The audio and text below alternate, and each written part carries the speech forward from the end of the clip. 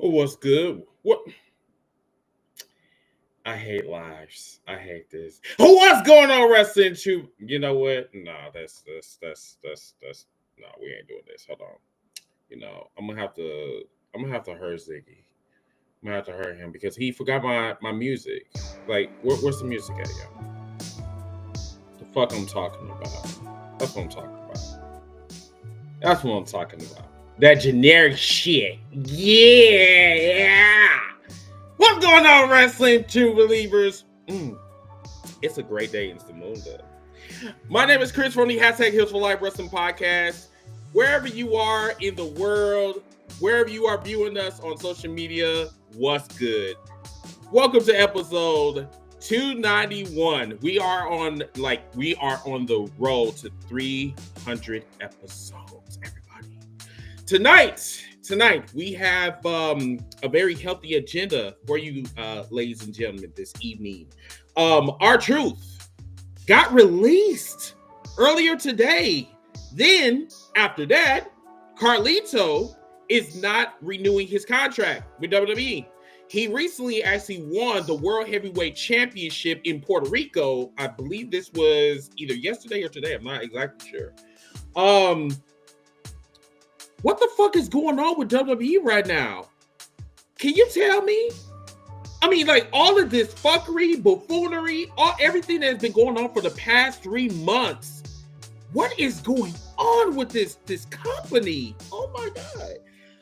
But anyway, we got guests today. We got Willis. What is it? Wild Man Willis. Yes, he's one of our contributors to our podcast. And also we have 13 Thoughts from TikTok. And pretty soon, hopefully, we'll have Mid-South. That's also one of our co-hosts. He'll be on here as well. Enforcer, Ziggy, we're all here. So without further ado, let's bring on the panel and get this shit started. Yes, Shammy. And remember to follow us on all social media platforms. Also, follow us here on YouTube. If you are viewing us on YouTube, or if you're thinking about subscribing to the tube, please do so. Please watch some of our videos. As a matter of fact, for the Wrestling Basin Carrying that I do on Tuesdays, episode 60 will be available tomorrow at 7 o'clock Central, 8 o'clock Eastern.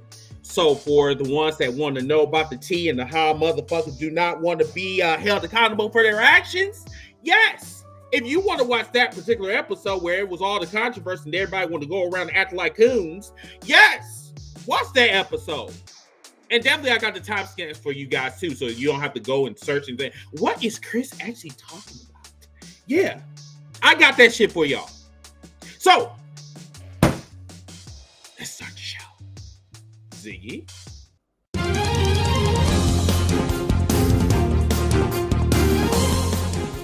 We're breaking down the latest buzz from backstage politics, surprise returns, contract drama, and all the dirt the big companies don't want you to know about. Whether it's AEW, WWE, New Japan Pro Wrestling, or any of your favorite indie scene companies. We've got the scoops, we've got the tea, and we might even have a wrestler to even talk about this. With a little bit of fantasy booking to spice things up. Grab your belts, lace up your boots, time to hit the ropes, because it's time for heel news and rumors.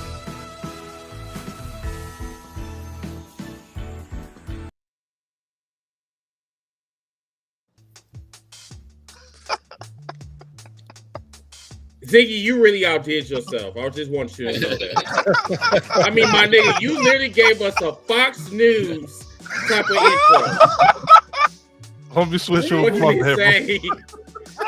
What can it say? Like, I'm like, damn, am I live? Am I like, wow? Am I literally on Fox News right now? Like, update, the format to make, have some fun with it, Ziggy, we are underdressed. We don't have no suit, no tie, no nothing. I know, right? I could go get a jacket. I mean, listen, I got a bully club T-shirt. The fuck, like, listen, I'm not formally like dressed for news. I figured y'all laugh at that. What we doing? But no, I'm gonna give you the floor, Ziggy. You can go ahead and start us off with the R-Truth situation. What is up? Well, how y'all feeling? What's good? Like, please talk to me. What are y'all thinking about? You know what I want to? You know how I feel about the R-Truth situation? Take your coon dancing ass and go bye-bye. I'm sick of seeing you Samboing out every week, stuck in a jive looking stupid. The R-Truth that I remember in TNA was an NWA champion, and he wasn't doing all this stupid shit he's been doing for the last 6 or 7 years, smiling and looking dumb and all this, chasing around the ring with the 24/7 belt, looking like Three Stooges and Benny Hill and all that kind of stuff. It was irritating as fuck. I don't care what nobody say. You might be entertained by it. I was never, ever entertained by it.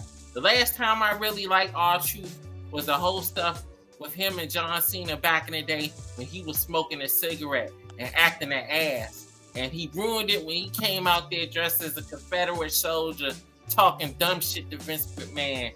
And after that, I lost all respect for R-Truth. The only reason why R-Truth had this job for so long because Vince liked him acting stupid on the television. Once Vince left, Triple H was like, I don't want this shit on here. He barely want black people on the show anyway.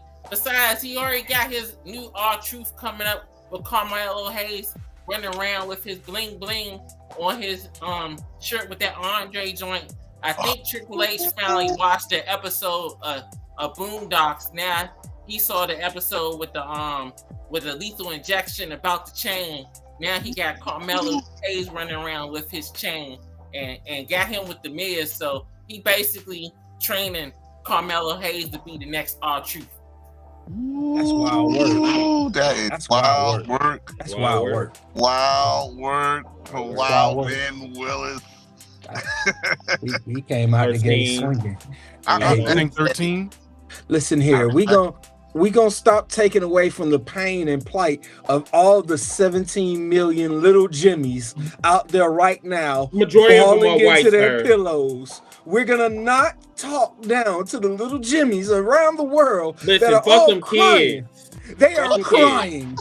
All the little Jimmies with their childhood heroes, despite them themselves being in their 50s, their childhood hero just got released unceremonially.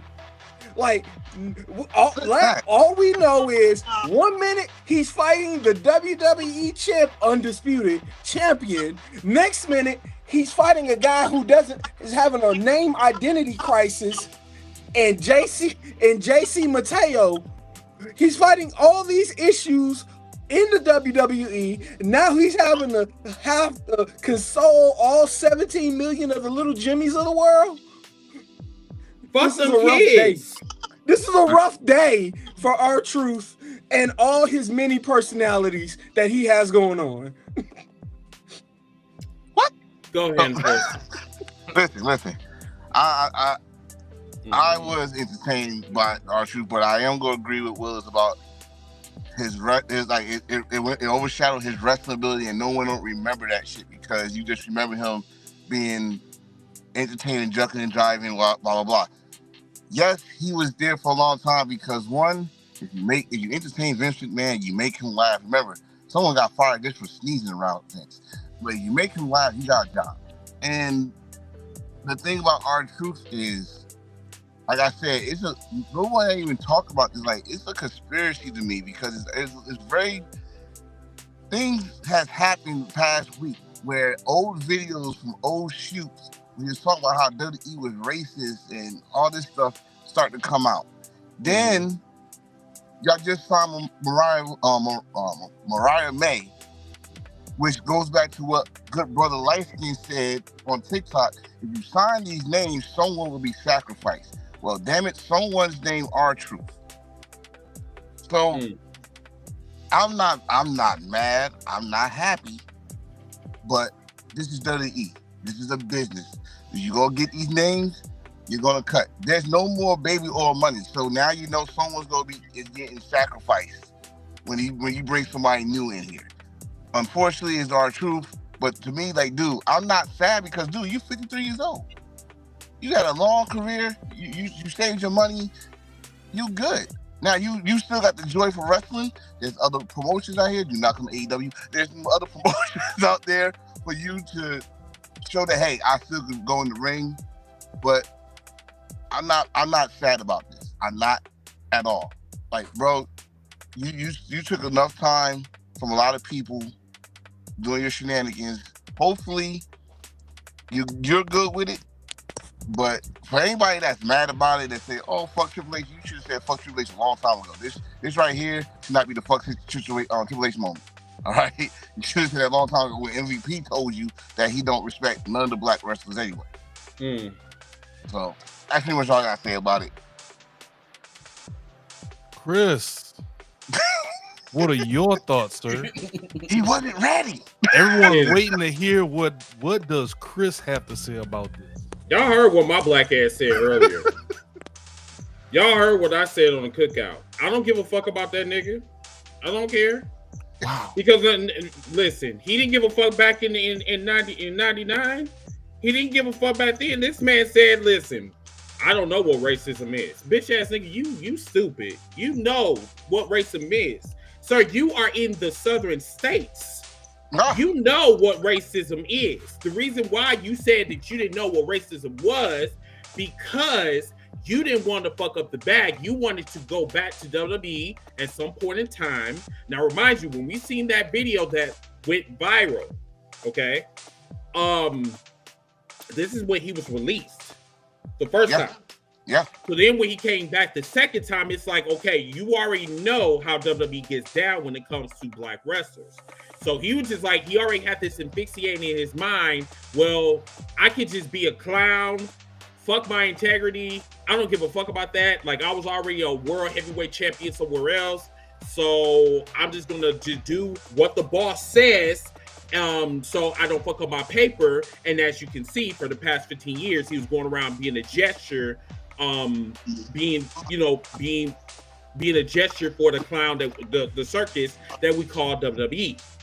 I respect what he has done as far as like making history.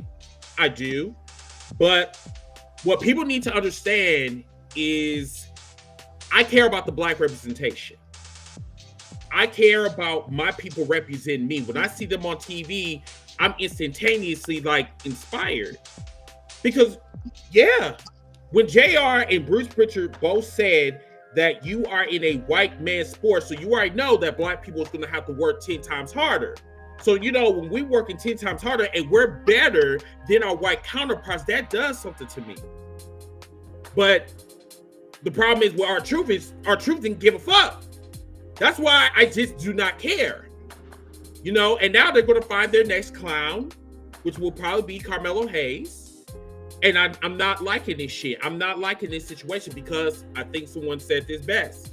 Because when one person is gone, the next person is going to replace you. So the question is, who is actually going to replace R-Truth as comedy relief, if you will?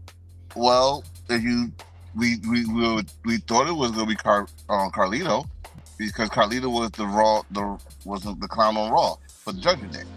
I mean, Carlito's making me laugh. So I guess he was, but if you think about it right now, it's open season.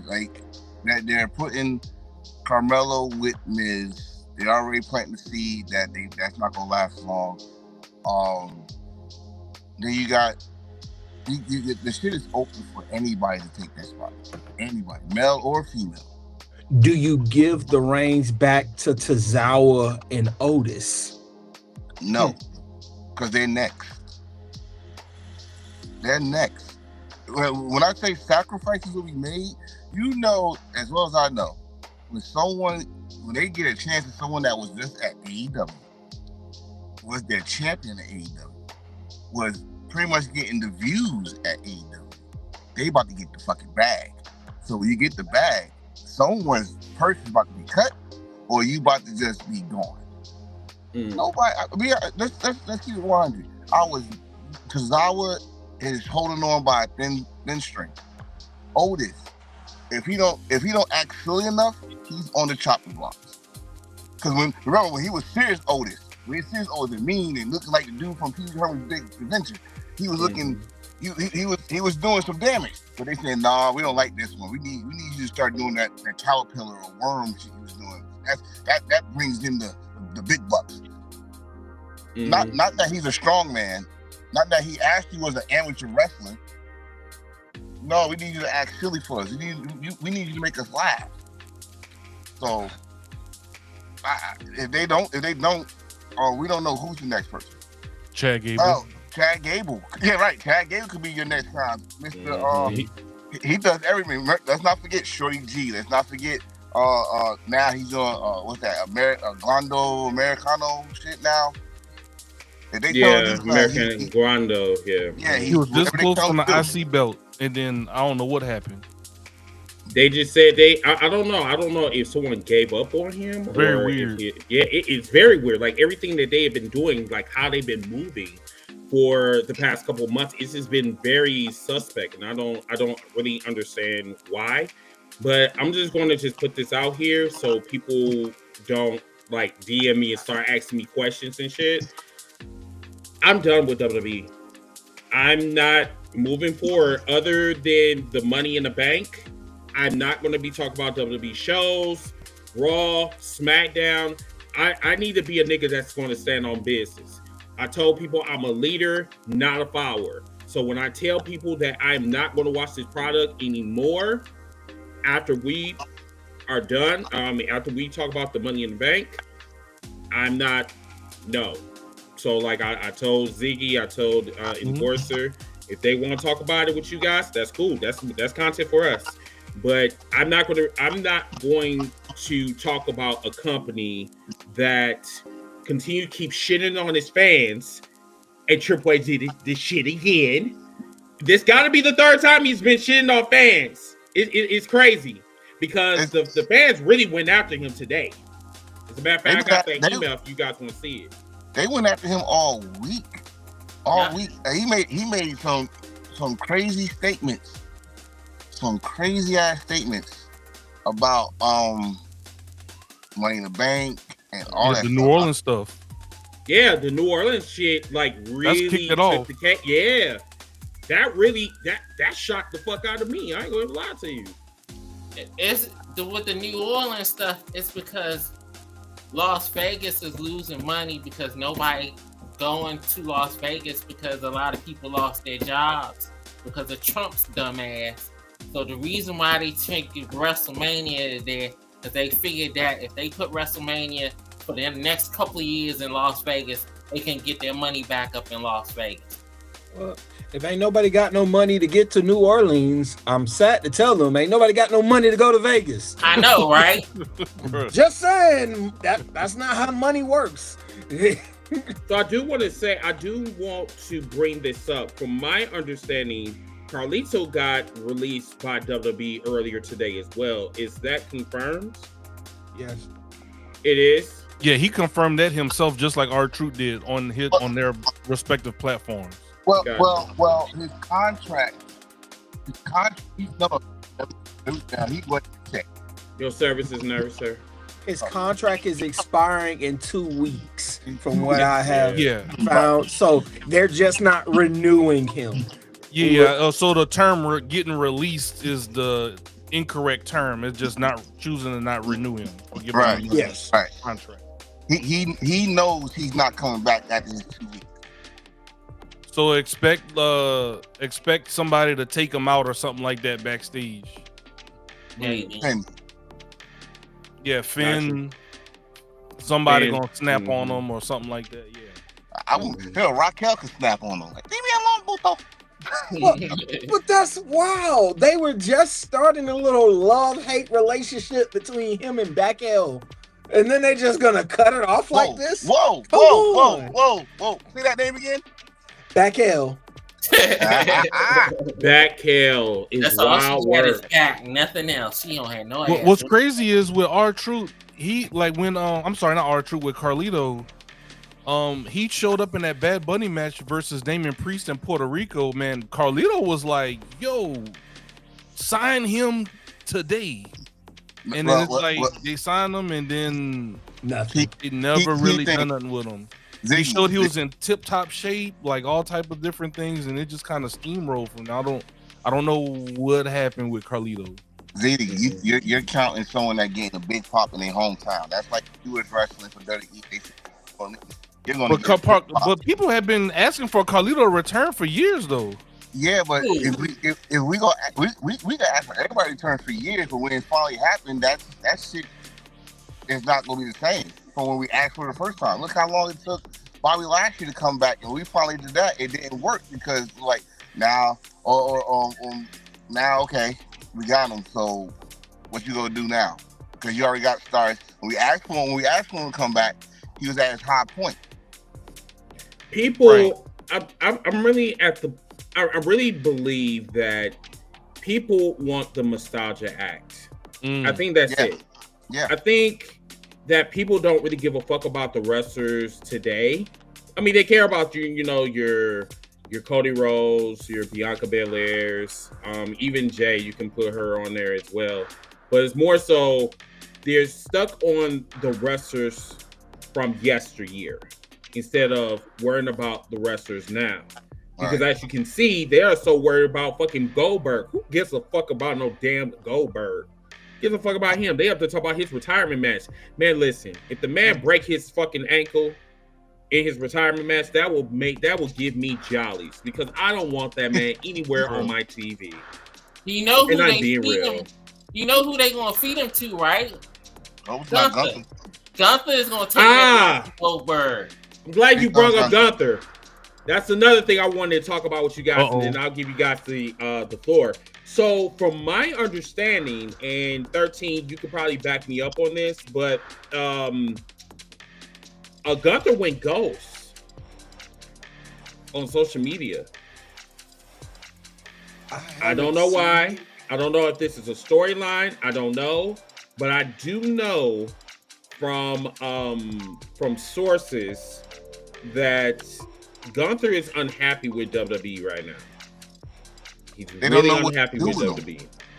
They don't know what to do with him. I mean, this is where you need to get creative, right? I mean, if you don't know how to be creative, then you really don't deserve that title. I got you, Chris, to support what you're saying. Go ahead, brother. Okay. I'm trying to like with Gunther. Is it just me, or I thought that it felt like they were trying to turn him face, or tweener as people call him now? So they don't know what, like, all right, we can't keep having the angry foreigner win the titles and then hold it for over 200 to 300, maybe 400 days. That's wild work. But you gotta think who's in charge of creative. Triple H. If you look back at Triple H's history in WWE, he was never a good wrestler. He never had any really good storyline. It was the people he got in the ring with. I can't. Go back and look at his matches. I looked at his matches. It was the people he was in the ring with that made him wait. You telling me The Rock was better than Triple H? Hell yeah, Rock better than Triple H. Hold on. The Rock was the first member of the 5 Moves of Doom. Yeah, all he did was smack you 5 times.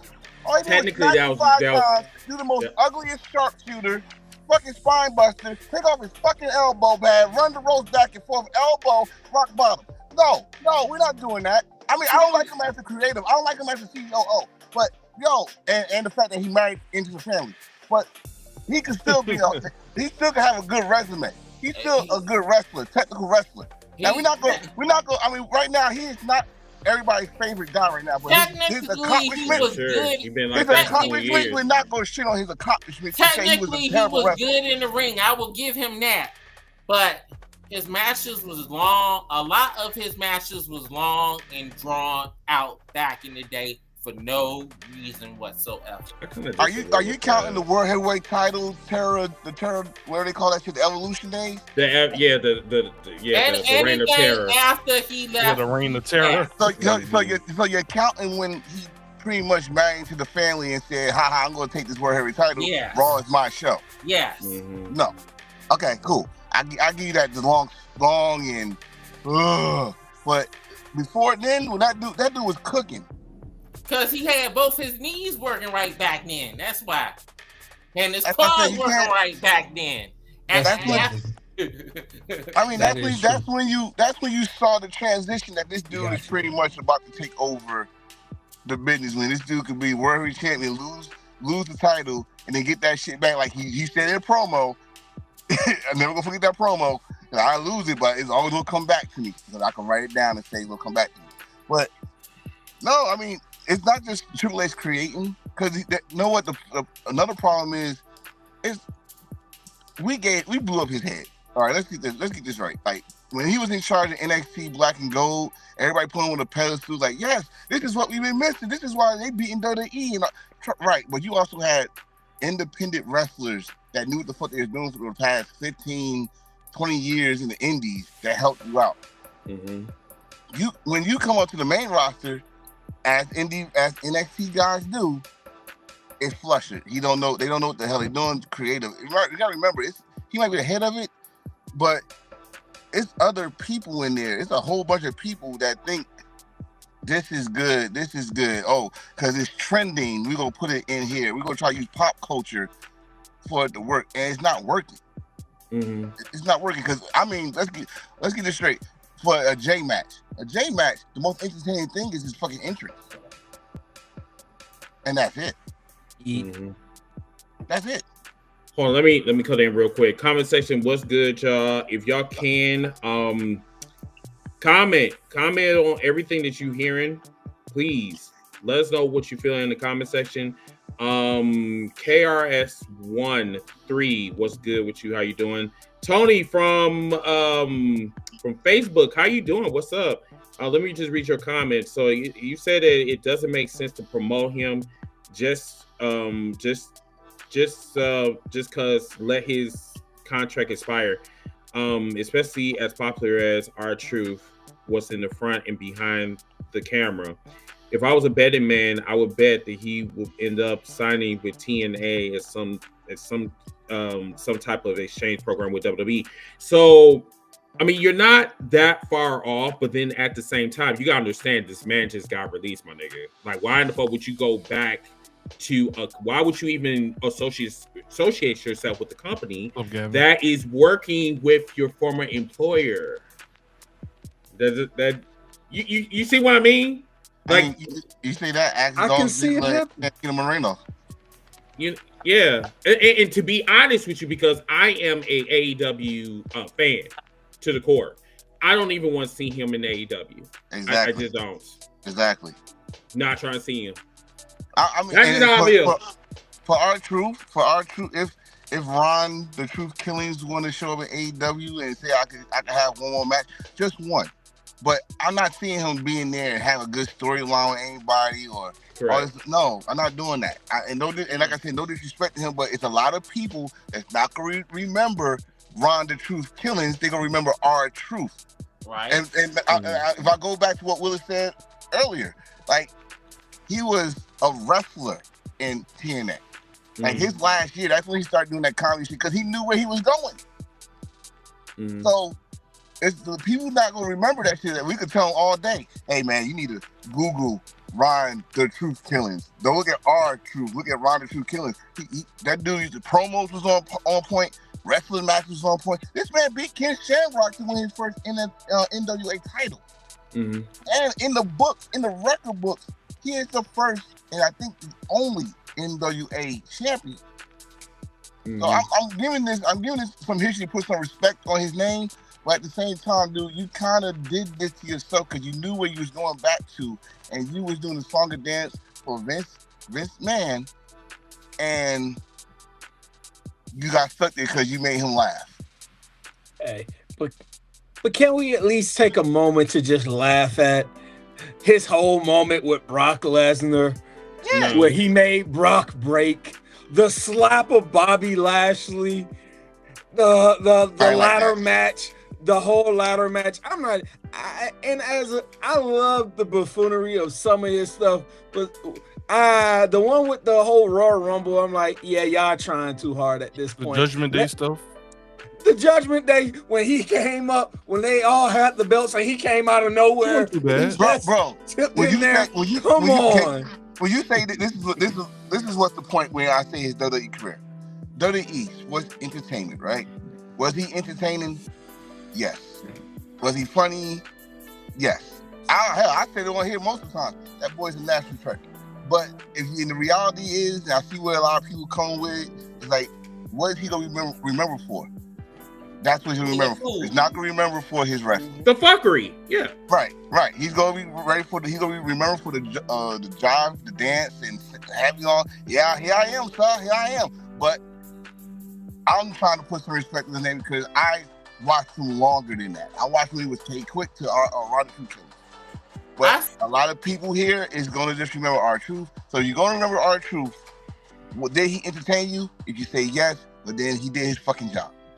I seen R-Truth when he became K-Quick before he even came on regular TV. I seen him in one of his first dog matches in WWE. So let's read this comment from Gavin. He said that WWE has lost a true soul, was a yes man for the company, even though WWE giving us a bad product with R-Truth. He made us laugh when we needed more than Netflix comedy product plugs. I mean, once again, you are entitled to your opinion, sir. Wait, put his next comment up. Put his next comment up, because I was trying to read that one. Okay. There you go. Okay. And so he said to say that they don't want to be known as a wrestling company. Now it seems that entertainment has gone too. That I do agree with. I really feel that the fun part of WWE, I think that has really went out the window. Like when I hate to make comparisons. I don't want to. I'm not the type of person that make comparisons. But when Double or Nothing literally was better than WrestleMania 1 and 2, night 1 and 2, that is a problem for me. Okay? But WWE really needs to find itself again. I think they are completely lost in the TKO sauce. As I feel.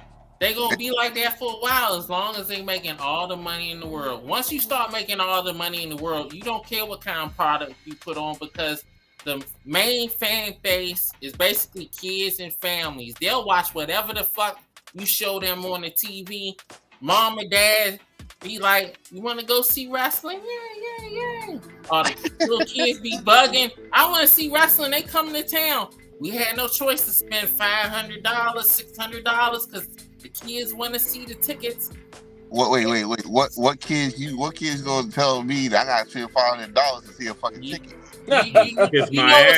It's some spoiled kids out here. Okay, because I'm about to say my kids, shit, hell, we gotta pay rent. I'm gonna go. You can watch wrestling front row in the living room right there. Get your own freaking food and everything. You good? But when you watch the show, when you watch WWE, what do you see mainly in the crowd? It's not really a lot of adults. It's more families than anything else in them crowds.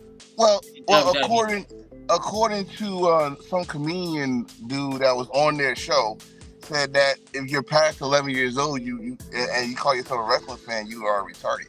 So wait, say what? Yeah, it's something that is what somebody said. Yeah, you saw it 213, right? Yeah. He was on the show this past Monday with that dude that took off his shirt, and he comes out on his podcast and says, "You're over 11 years old. You saying you're a wrestling fan? You are retarded." And I was not gonna say nothing, but then Will said this line. I was like, okay, so maybe that's what WWE is going for, just kids. But the wrestling shows I go to, there's more people like in their early 20s to late 40s watching wrestling, and they go there to see have a good time. Yeah, because you was at the AEW show the week before last. I'm gonna say something that I think everybody's trying to avoid. If y'all really want to know who's gonna be the next R-Truth, look who just did a spinner Rooney in the ring a couple Tuesdays ago. Trick Williams. How dare you? But you might be right. If you want to know who the next R-Truth is gonna be, you got him already.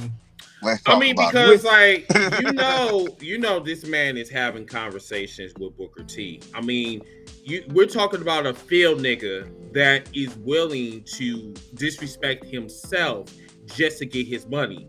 There's too many R-Truths and not enough Malcolm X's that's in WWE right now. Did you see it? Did you see it when he did? All right, I don't think you did see it because we was all looking at Double Nothing, but he did the hand thing, and then he looked at Booker T. And Booker T was like, "Go ahead, do it." That's why. What did I tell you? I told you he is the Temu. The Temu parody of Booker T.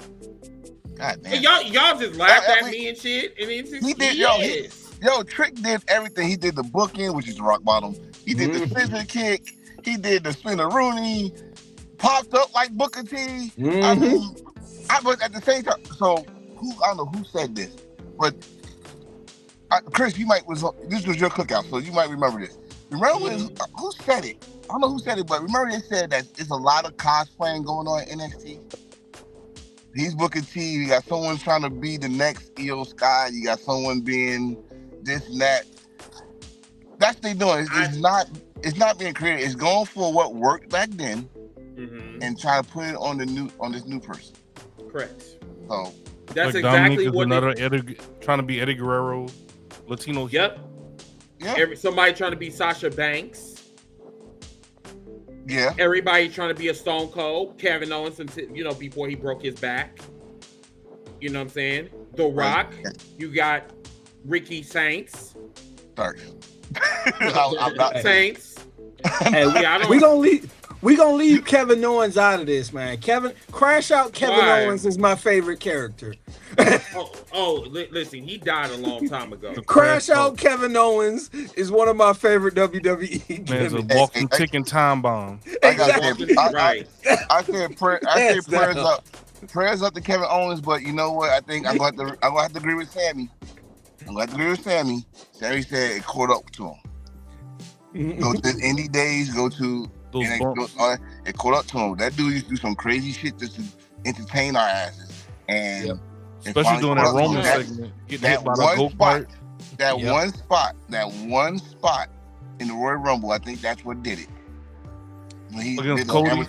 The Alabama Slam. Yeah, I think that did it. Kevin Owens probably is made of freaking gum and rubber bands. I don't know, but probably finally did it. And prayers up to him if he come back. Just take your time. Just take your time, bro. Take your time. It's no rush. Hey Chris, yes, sir. I got some more information regarding R-Truth's exit. So you had mentioned that Road Dogg had his back when JR and more specifically Bruce Pritchard said that this is a white man's company, and Road Dogg actually had his back. He said that shit not funny, and he proceeded to call Bruce Pritchard and curse him out. So apparently Road Dogg is like R-Truth's day one. Yeah. Now let me twist this back on you. Okay. Because I got one thing to show you. But yeah, go ahead, finish your thought. But this is the same person that dressed up in blackface. Hey. Wait. Hey. Continue. There's a whole group of them, but I know. I just want to put that out there. No, I got you. Hold on. Let's add on to that. This man took our culture and made money off of it. He rapped. He came in with saggy bands. He box braided his hair. But Road Dogg was asked to delete his post to R-Truth today. After R-Truth announced his exit. No. So this is confirmed because this was on his Twitter page, but this is ITR Wrestling. This is where I'm getting this story from. So y'all are more than welcome to go and check this out as well. But the post read, "I am heartbroken. It's the nature of the beast, the part of the business that no one likes but the bean counters.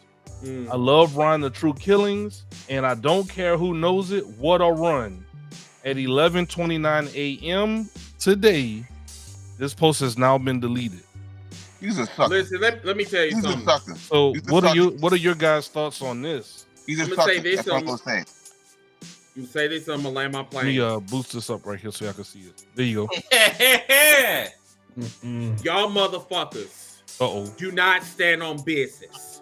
Nope. And I keep saying this to all y'all wrestlers, to all of y'all podcasters, to all of y'all moist potato ass fans. Y'all do not stand on business, and this is the reason why my foot is always in either your ass or your neck. You pick one of the two. If you really did care about your friend like that, why the fuck did you have to take that shit down? If you really cared about his blackness like you claim you do, then why did you take that shit down? What did he say that y'all had that was disrespectful that he said? He didn't say nothing about fuck this company that fire my best friend. He said he loved the dude, and he said he had a good run. He did have a good run. He didn't say he loved. He didn't say he loved R-Truth. He said he loved Ron the Truth Killings. Yeah. It was because You're so many smart wrestling fans. You knew the fuck you talking about. Exactly. you know why they took it down, because he said bean counters in the company. That's why they took that shit down. Oh, cry me a river. And they got their feelings hurt, and they talked to Road Dogg. You better take that shit down. TKO Fire him. that shit. Correct, because Fire as him. they say, Willis, he is a WWE executive. Like it is. Yeah. Yes. What the fuck does that mean? So That means TKO got him by the It means no loyalty. That's what it means. It means no loyalty to your friends. You're an executive. You have no heart or feelings. You don't get to care. Take it down, or you gonna be right next to him with a pink slip. That's exactly what it means. Take this down, or you and him, y'all gonna be having the same conversation. They say y'all you know what? Y'all can go ahead and recreate y'all tag team. Let's remember though. Hold on. Let's remember, Road Dogg just came back. Wasn't he fired before? Yeah. Yeah, he now came back. Yeah. Yep. They hit Road Dogg with his own theme song. Oh, you didn't know? Your ass better call somebody. End of conversation. They said play with something safe. Don't play with us. Take that shit down. I'm surprised they ain't try to snatch that fan's video of Randy Orton talking about that he pissed that they made them pay all their money to come see the show. I ain't surprised they ain't come after Randy's ass for that shit. They're not going Randy. What you gonna do to Randy? Randy's not the current target. What you gonna do to Randy? If Randy committed sexual assault, do you think that WWE will care? I'm just they're not gonna fire Randy. Look, a wall. I mean, because this is the same person that actually put his hand in his dick and said, "Hey, how you doing?" to somebody that was in creative. I told you, WWE is disgusting. That is a disgusting ass fucking company. You talking about Crash Out? Kevin Randy was a menace backstage. Kevin never did no shit like that we know. But about. there ain't no black person who will ever be able to get away with that. Why? Because this is a white man's world and this is a white man's company. And a Jewish man's company at that now. That's even worse. That's why we paying so much money now. Who's Jewish? Emmanuel. Oh, what his name? The guy that owns TKL? He's Jewish. Oh, he is. Oh. Yeah, that's why it costs so much to go to the shows now. Because Jewish people like money. That's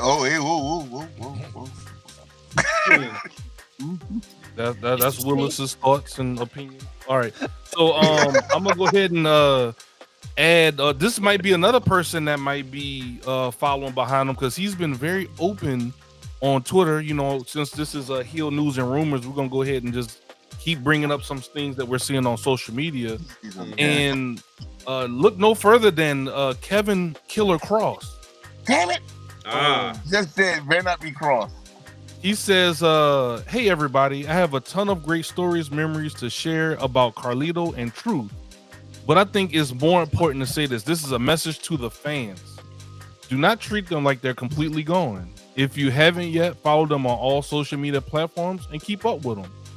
Ron Killings is writing and producing music, and Carlito is just returned to Puerto Rico in a big way. Both will continue to perform, and I bet both will be back on TV in no time. Continue to support them and stay loud for them. So this is one person I think is starting to, stand on business. What y'all think? I think she's gonna be gone tomorrow. Hey, I do want to say this. Shout out to my boy Jasmine Dukes. I met him at a AEW get together when we both met JD from NY. Okay. He is a very cool person. Hopefully you are doing well in your movie career. He's actually, I think he's a director or like a producer. He's somewhere in that field. But shout out to you. Thank you so much for coming on, man. I miss you. Thank you so much for showing your head. And shout out to Beast Mode God too. I want to get. We're gonna go ahead and give Dez some heel horns. You know what I'm saying? Yeah, no, definitely. Ain't sound familiar. Jasmine Dukes. Yes. Yeah. But, go ahead. What do y'all think about Killer Cross? It's gonna be gone tomorrow. I'm telling you. He said, look, I don't care. Support them on what they about to do. They, he's not taking his post down or nothing like that. He said, hey, look, they got business going on outside of WWE, and this how you can support them. Bro, it's gonna be going by tomorrow. But the thing I say with him was make it different from Road Dogg. They not even gonna try it. They're not gonna try to fire him. He's too hot right now. He's too valuable right now. Him and R-Truth are top 3. I know, right now. I'm saying with Karrion Kross from what he did after WrestleMania, even when they put him on TV or that backstage shit for 5 minutes, the crowd go crazy.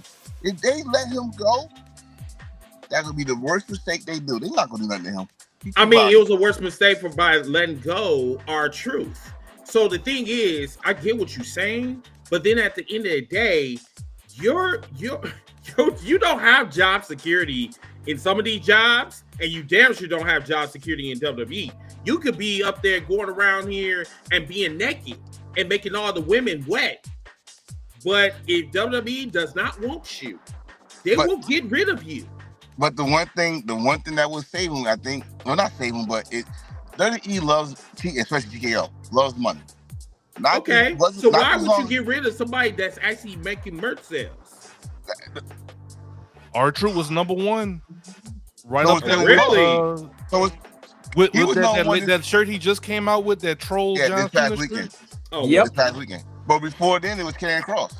But before then, it was Karrion Kross. Yep. Here's one thing that's going on in WWE that's not a lot of people talking about. They're trying to cut back on having more shows. Not pay-per-views and stuff like that, but just regular.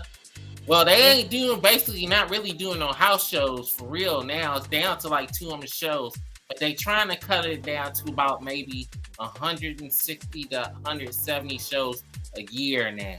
So it really, really, really will be hardly no house shows.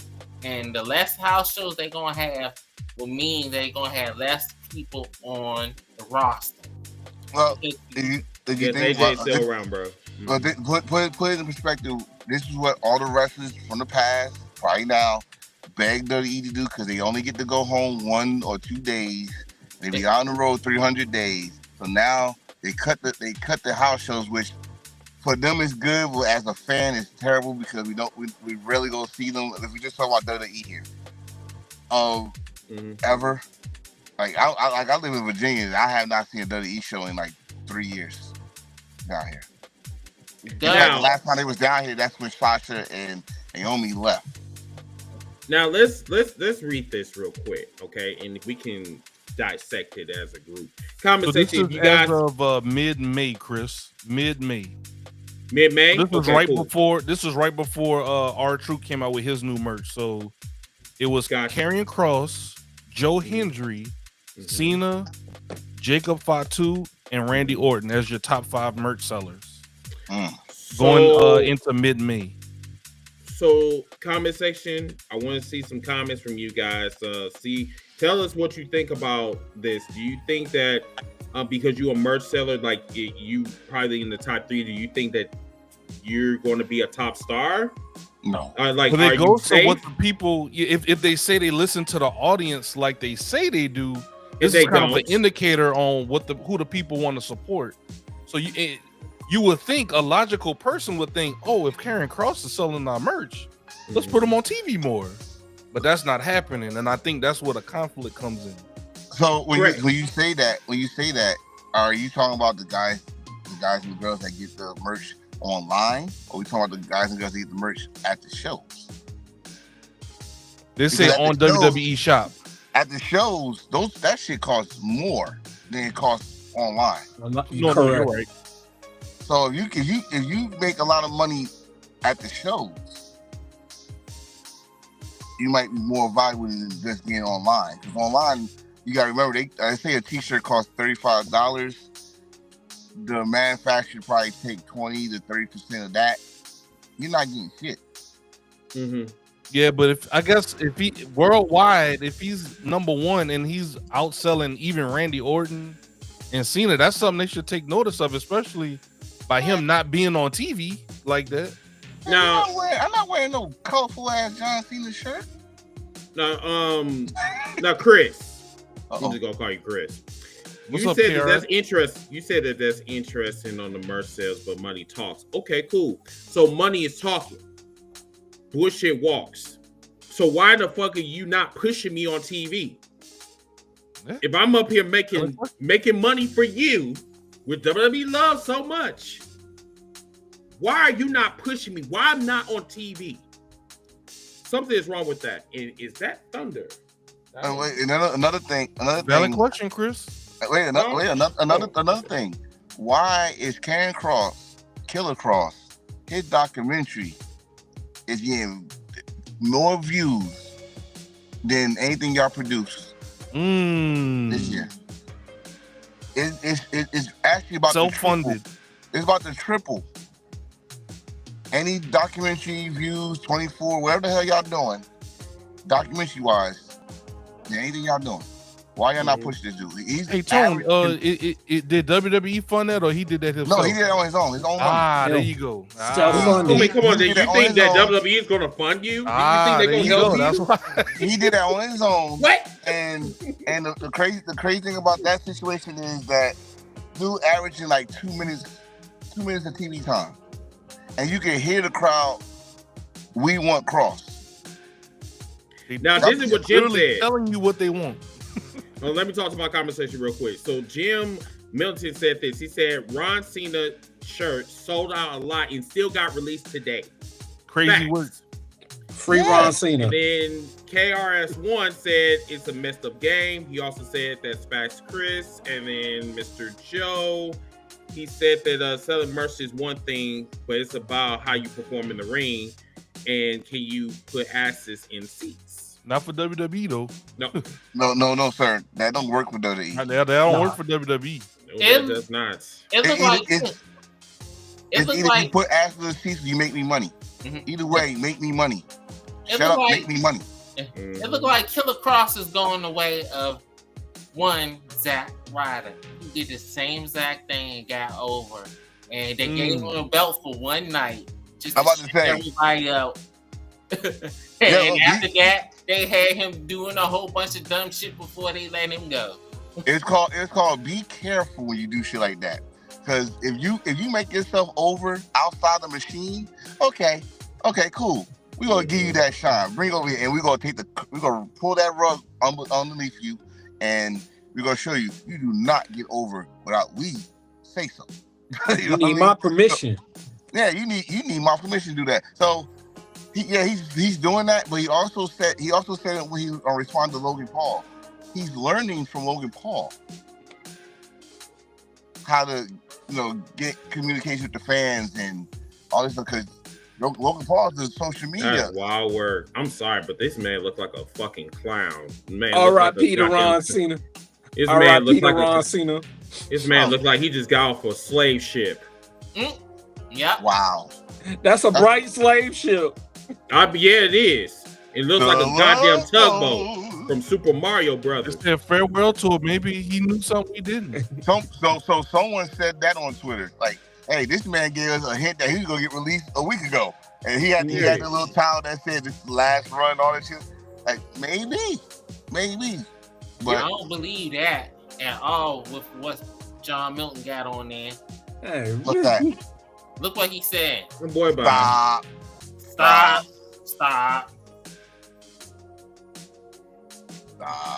But yeah, I'm not even gonna entertain that one. Man, I'm not either. That's some coonery bullshit. I'm like, dude, get the fuck off my TV. I would never buy that bullshit. Understand when people say, "Oh, R-Truth got released." No one say, "Man, no." His contract is up. They're not gonna renew it. If he ain't do nothing that disrespect the company, he ain't do nothing that disrespect anybody. His contract is up. They said, "No, I think you had a good run. It's time to go." If anybody want to talk about surprise cuttings, I think the last time WWE surprised me with a releasal was Braun Strowman. Since then, every other releasal, I've just been looking like, yeah, you ain't been using them. Fuck it. I'll go further than that. Kurt Angle. That one surprised me. No, which part? I'm not gonna go back. I'm not gonna go back to that machine. Kurt Angle. I'm not gonna go back into that machine. I'm talking about of 2025.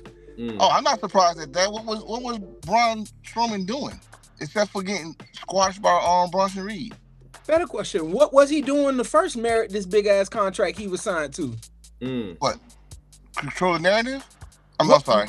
What was he doing to merit the contract he was already under? Absolutely nothing. Yeah, he was under that. He was under a large contract. So that's why I was surprised.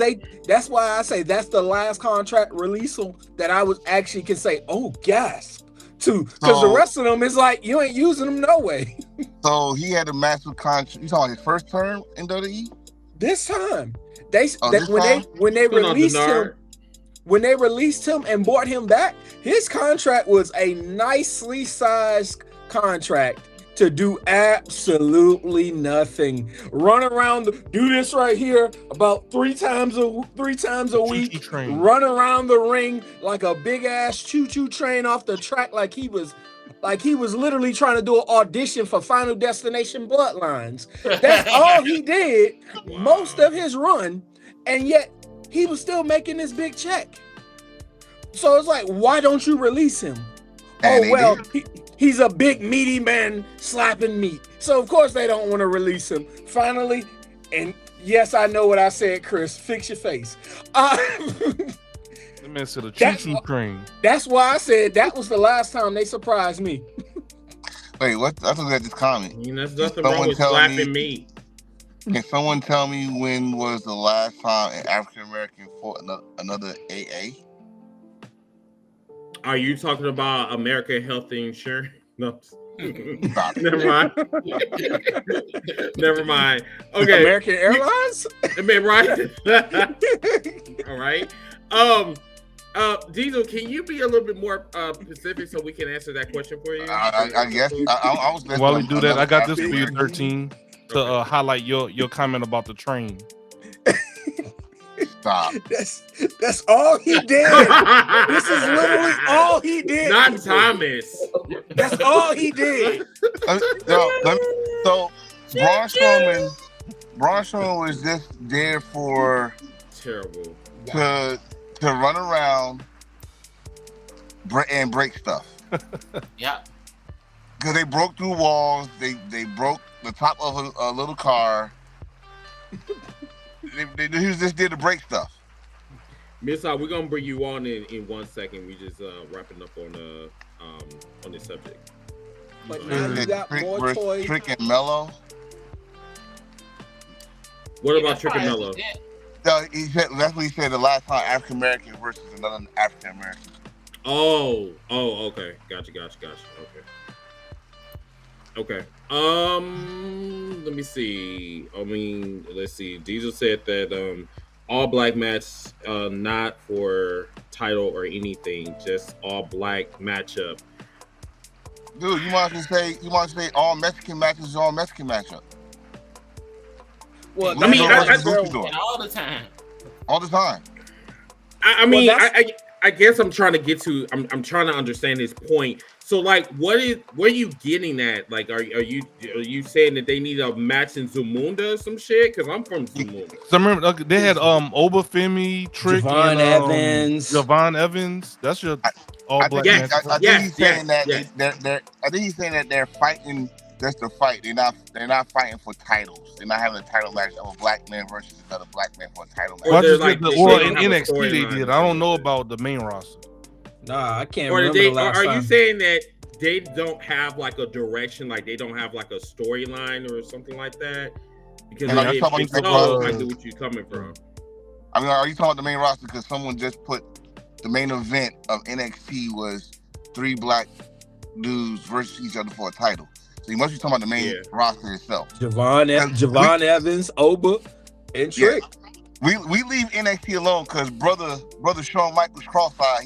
At least he looks straight at the black people for a minute. But main roster, no, they don't do that. Main roster, I think I remember Shelton and MVP going at it for the United States Championship, like early 2000s, gold standard.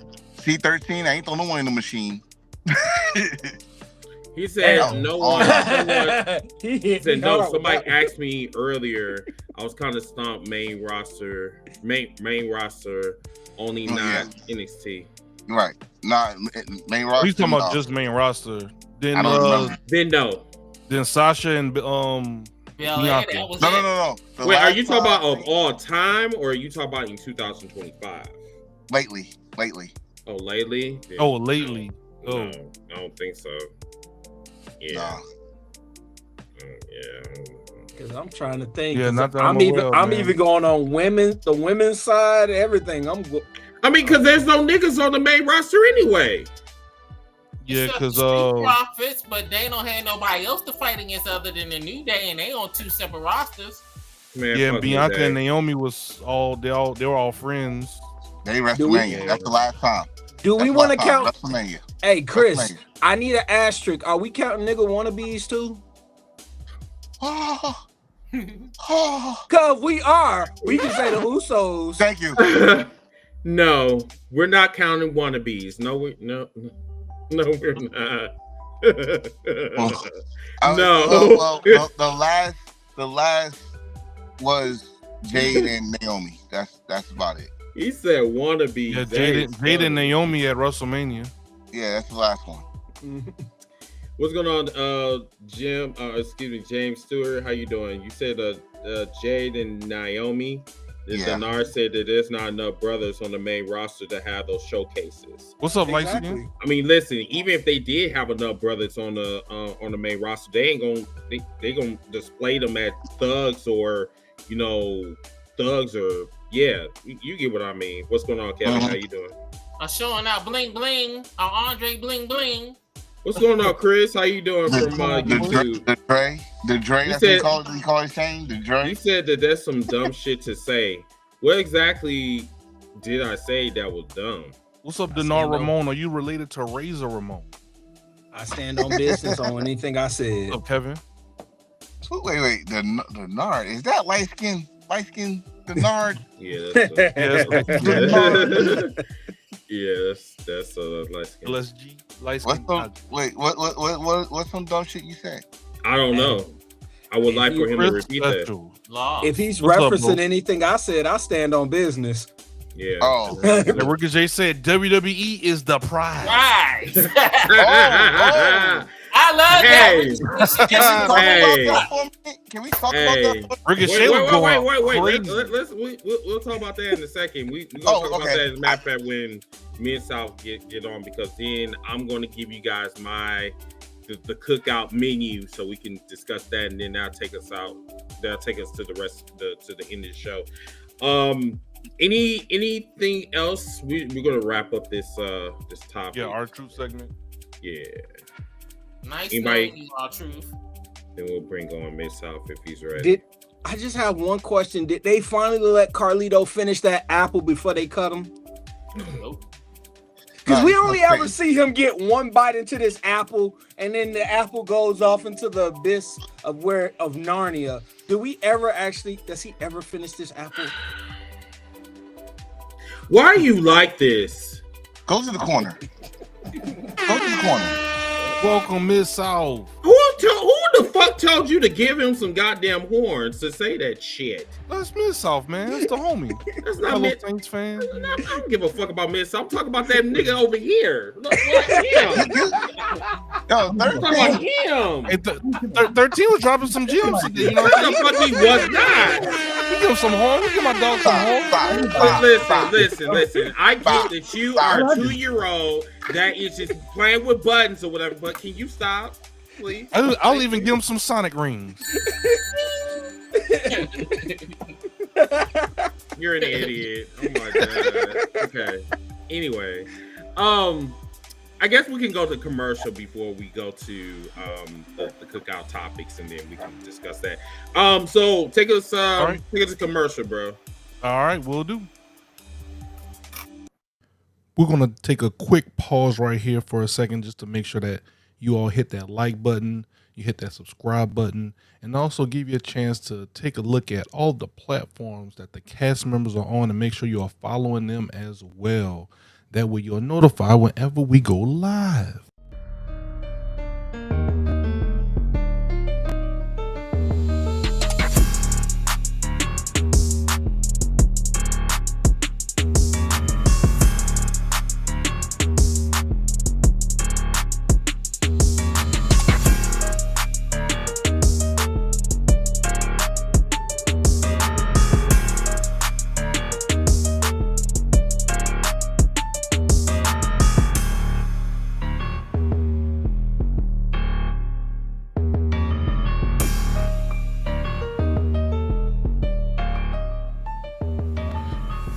And one last thing, please make sure you check out our store on ProWrestlingTees.com.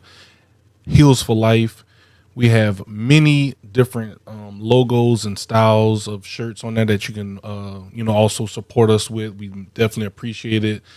We have the logo shirt. We have the H4L shirt. We have the Wrestling Debates and Catering, Heel Nation, Ziggy O's, Ziggy and 8-Bit shirt. Many other different designs on there as well. Definitely appreciate every single one of y'all for your support, and we'll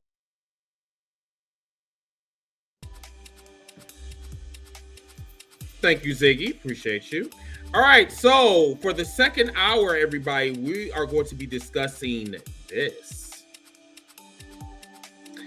So this is what we're gonna do.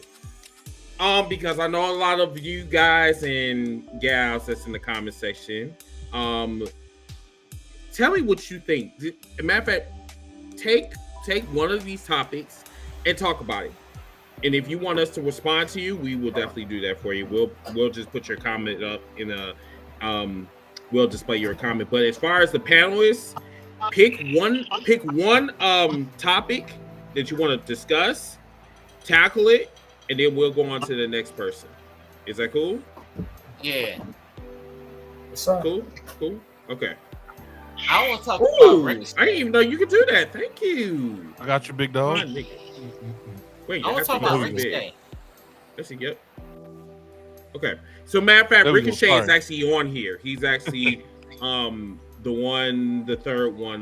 Ricochet, he'll run this 10 times better than John Cena's heel turn. But since we're talking about Ricochet, let's talk about Ricochet. Go ahead. Well, he is just the natural treasure since he done got let go by WWE. He has a personality. I like the fact that he's being a jerk and an asshole, a buckethead asshole, and it's working for him. And he's doing the same thing on the television that he's doing on Twitter. So it makes it even more better seeing him be this asshole that's too cool for the girl that he done married, and people will hate on him for that. And he uses that to his advantage too, which is even more perfect when he brings that shit up on social media and all the little jerks get mad about that shit. It's just so fucking cool. And he's more believable as a heel than John Cena. But John Cena on that cracking smiles and shit, don't even believe the words he's saying before he even come out on the damn stage half the goddamn time. Look like he took a bunch of mean pills before he come out on stage to make himself look like he mad, but half the time he be having his head down laughing and shit. Okay, cool. Who is next?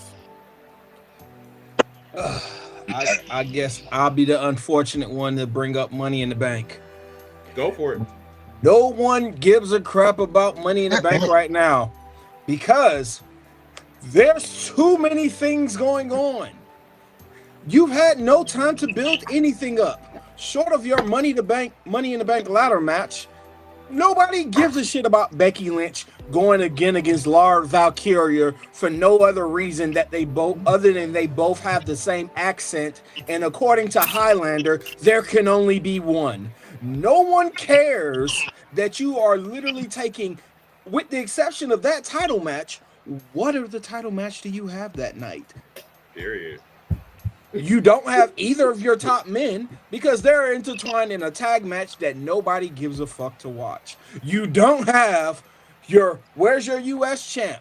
Oh yeah, Jacob was trying to be in the ladder match, but just got foiled by somebody, and most likely is gonna end up fighting against somebody like Carmelo and squashing him in under 7 minutes.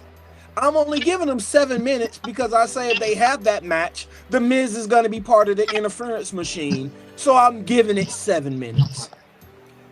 What are you producing to make us want to watch? And how can you give us a lead up to a show if you have like 12 shows stacked upon one another? That's why nobody's really talking about Money in the Bank right now. Too much. Cool. Let me cut in real quick. Let me just go to the comment section. Daddy Donald said this. He said, "Fuck you, Triple H, for releasing R-Truth. I am now a AEW fan. Can you give him some horns, please?" He said, "Just kidding." Oh, just kidding? Then fuck you. No. Keep reading. Just playing. Okay, so now I'm an AEW fan. Just joking. I would never be a fan of that garbage company, but it's still fucking bullshit. You can suck my dick for releasing R-Truth. So let's have a conversation. I thought I wanted to keep reading. No, I'm done. I think I'm done. He's done. So you telling Papa Triple H to suck your dick and shit, right?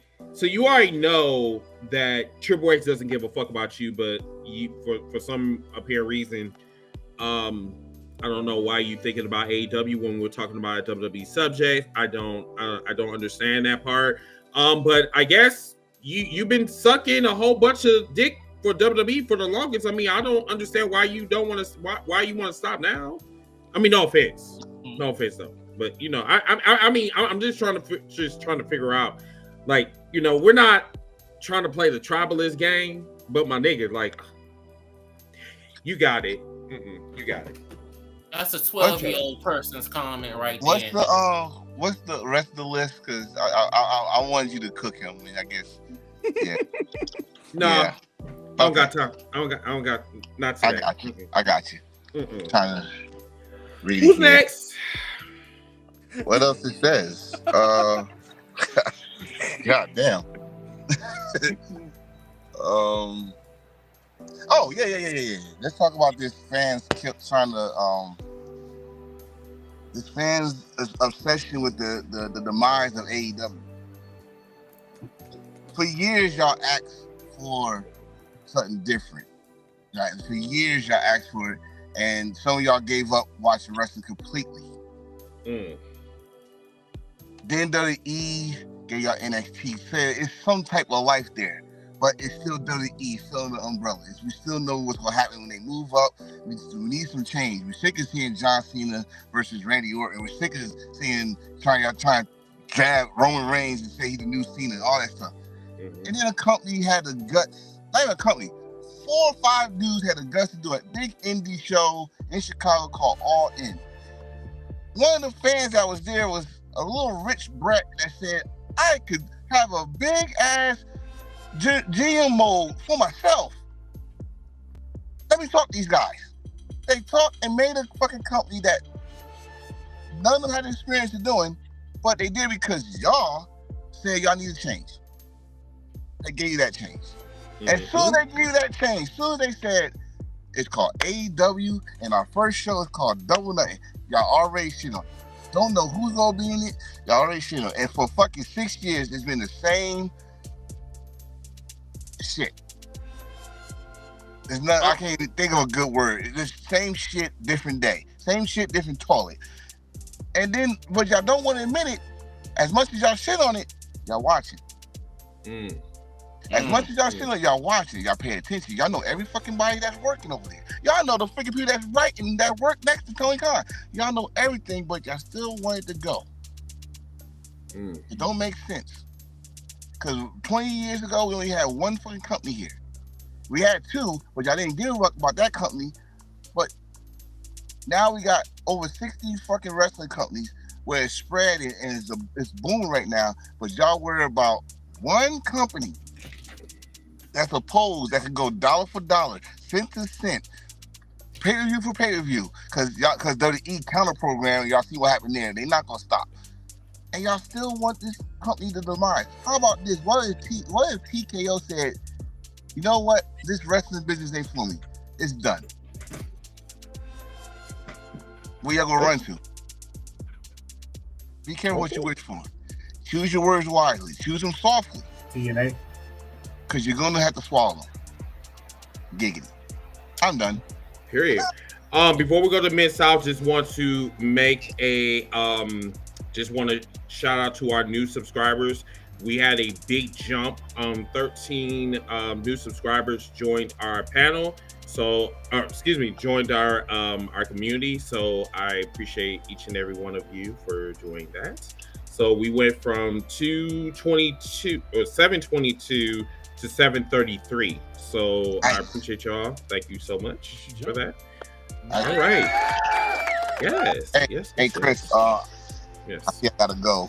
But I'm gonna watch the rest of the show. If I come back, I'll come back. But okay. Y'all do your thing, and I'll still be watching. All right, sir. Have a good night. Safe out there. All right, Miss Sal, go ahead. All right, I didn't get to do a mic check, so I'm hoping I'm coming across okay. Why is Will Ospreay public enemy number one in WWE fans' eyes? I think the answer to that question is in the actual question. And that's because the only people that hate Will Ospreay are the WWE fans who don't really hate Will Ospreay. They just hate the idea of Will Ospreay. They hate the fact that Will Ospreay is actually better in the ring than 99% of the people that they watch on the other channel. And that's just a hard fact. They hate that Will Ospreay, with pom-poms, celebrates the company that he worked for. If we remember, they did the same thing to Edge when Edge got in the middle of that ring and praised AEW for how great a company they had been since he's been there. So anytime any wrestler gets into some public space and speaks glowingly about the company that signs his paychecks, that's an issue with the other fan base. Again, not the wrestling fan base, because I always say there's a difference. You got two types of fans. You got WWE fans and you got wrestling fans. Wrestling fans watch everything. WWE fans watch only WWE. So we're talking about a small select amount, a small segment of fans only on the internet that only watch WWE, and it pisses them off because some of them, the majority of them don't watch AEW at all. But some of them actually watch AEW, like I said in the comments, with a pen and paper in their hand, ready to write something down that they can tweet negative about AEW. They literally watch wrestling with a microscope, pen, and paper. Watching a good wrestling match. Damn. Can't write about that. Damn. Can't write about that. They get to that one little small, minute segment. The one segment that nobody gives a shit about, but something bad happened in it. So, Ooh, I got him. Let me write that down. Let me go to my Twitter machine. Blah blah blah. I hated I don't know, just pick any random tag team or any random person. They don't like what she did in there, so they'll tweet that out, and then the next person will run with it. Yeah, that was terrible. It was terrible, terrible, terrible, terrible. It jumps everywhere. Meanwhile, if you look at the totality of the episode, it was a great episode. But what do they talk about? The one minute segment that they didn't give a shit about or that they could hate on. That's the reason why they did that to Will Ospreay, and it will continue to happen. All you got to do is look at Twitter immediately after the show. Every week you're going to see people that's praising the good stuff, or a couple of the good things, but the majority of the shit you'll see is people finding that one little tiny thing that they can hate on, which lately has been, oh, I used to watch AEW, but I don't like the Death Riders. And they say the same thing every damn week. I mean, even as an AEW fan, I can't stand the Death Riders though. But with the addition of what's his name, Gabe, is that his name? Gabe Kidd. Yeah, Gabe Kidd. I actually like that. I actually like that. It gives them some more muscle. I like it. Yeah, if we're talking about the Death Riders, I have no issue with the Death Rider story because I know it has to go this way. It's all coming to an end at all in. And it may not, the Death Rider story may not come to an end, but the title being inside that briefcase is definitely coming to an end because Hangman is winning that shit. The only problem I take with anybody who likes to bring up the Death Rider, I stopped watching it because of the Death Rider story. Okay, tell me 3 spots from them that you didn't enjoy. Well, it's just the whole gimmick. It's just the whole thing. Bro, I made a meme. Tell me specifically 3 things you did not enjoy what they've done. They can't tell you. I made a meme. I literally made a meme that just says, you don't have an original thought. Something like that. You don't have an original thought. Because that's all it is. They're just regurgitating what somebody else said. That's all it is. If I tell you I don't like the Death Riders, I can tell you 3 different spots that I hated. I hate the fact that title is inside the suitcase. Not to say that I don't understand the gimmick behind it. I understand the gimmick behind it because that promo they made a couple months ago, he said, if you want to see the title, beat me. If you want to see this title, beat me. Listen. That title, that right there, that promo alone shut my ass up. Because as much as I was talking about, hey, show the goddamn title. If you want to see this title, beat me. Okay. I mean, he has a point. I'm not going to lie. I'm just like you. I hated that title being in that briefcase until he made that promo. When he made that promo, I knew it was going to eventually be part of the story. And Ospreay, the person that they hate, just brought it up. So now it's going to be talked about on every single episode. That title being in a briefcase is now a bigger part of the story. And that's what I love because that briefcase is going to be probably going to be involved in the finish. It's probably going to be involved in the finish at all in. I thought AEW didn't tell stories. That's what they say on the internet. I mean, it's the same thing that Miss Howe just said. They have their pen and paper right here, as you can see, and they find every little thing to talk about because, just like Triple H, they're insecure. They're insecure about their product because they know deep down inside their product is trash. I mean, I hate to say it, because if you didn't think that it was trash, then you wouldn't be so butthurt over what AEW is doing over here. And the crazy thing is that Double or Nothing destroyed everything that WWE did this year alone, including WrestleMania. And WrestleMania is their bread and butter. Like, how the fuck can you fuck that up? But I digress. Right. Go ahead. I'm sorry. Are you writing everything down? Oh, wait a minute. Are you writing something down with the hot dog? Oh shit! My camera's on. Run! Bro, that Anarchy in the Arena match, man. every single, like several times during the day, I think about something inside that match that, like, every single person in the match did something of use. Like Right. I sit up here and I just think about the match and I think, damn, Marina Shafir, man, she moved to another level inside that match, right? Did she not? The Young Bucks, people hate the Young Bucks, but what they did in that match, they not only did the ridiculous thing of dressing up like that, but they also put plenty of people over inside the damn match. Swerve got the pin. Think about that. Swerve lost to them. You know, was a couple months ago when he lost in that match to them. He got the pin in Anarchy Arena. At Dynasty, yeah. He got the pin. People was mad about that. He got the pin in this match. Anybody else could have got the pin in this match. They made a point that Swerve got the final pin in that match. Will Hobbs, tell me they didn't make him look like a star in that match. They made him look like $1 million. Monster. God, man. Monster. Like a pure monster. And plus, they played the song WWE is scared to play. Let the bodies hit the floor. You know what? Yes. I feel I would have been pettier. Whoever was in production for that specific thing, I think I would have went dynamically more petty. I would have intentionally took a song from a theme song that WWE did in that era and used it. They did. They did. They literally Now did. you see- Matter of fact, that theme song that they played, that was the Alliance theme song. So yeah. Well, so I think the whole bodies hit the Petty floor came thing, out. Right. Bodies hit the floor was great, but what made bodies hit the floor even better is that they played "I'm So Excited" for it. Because that shit was hilarious. I was like, I know the fuck they ate for the rest of this entire match.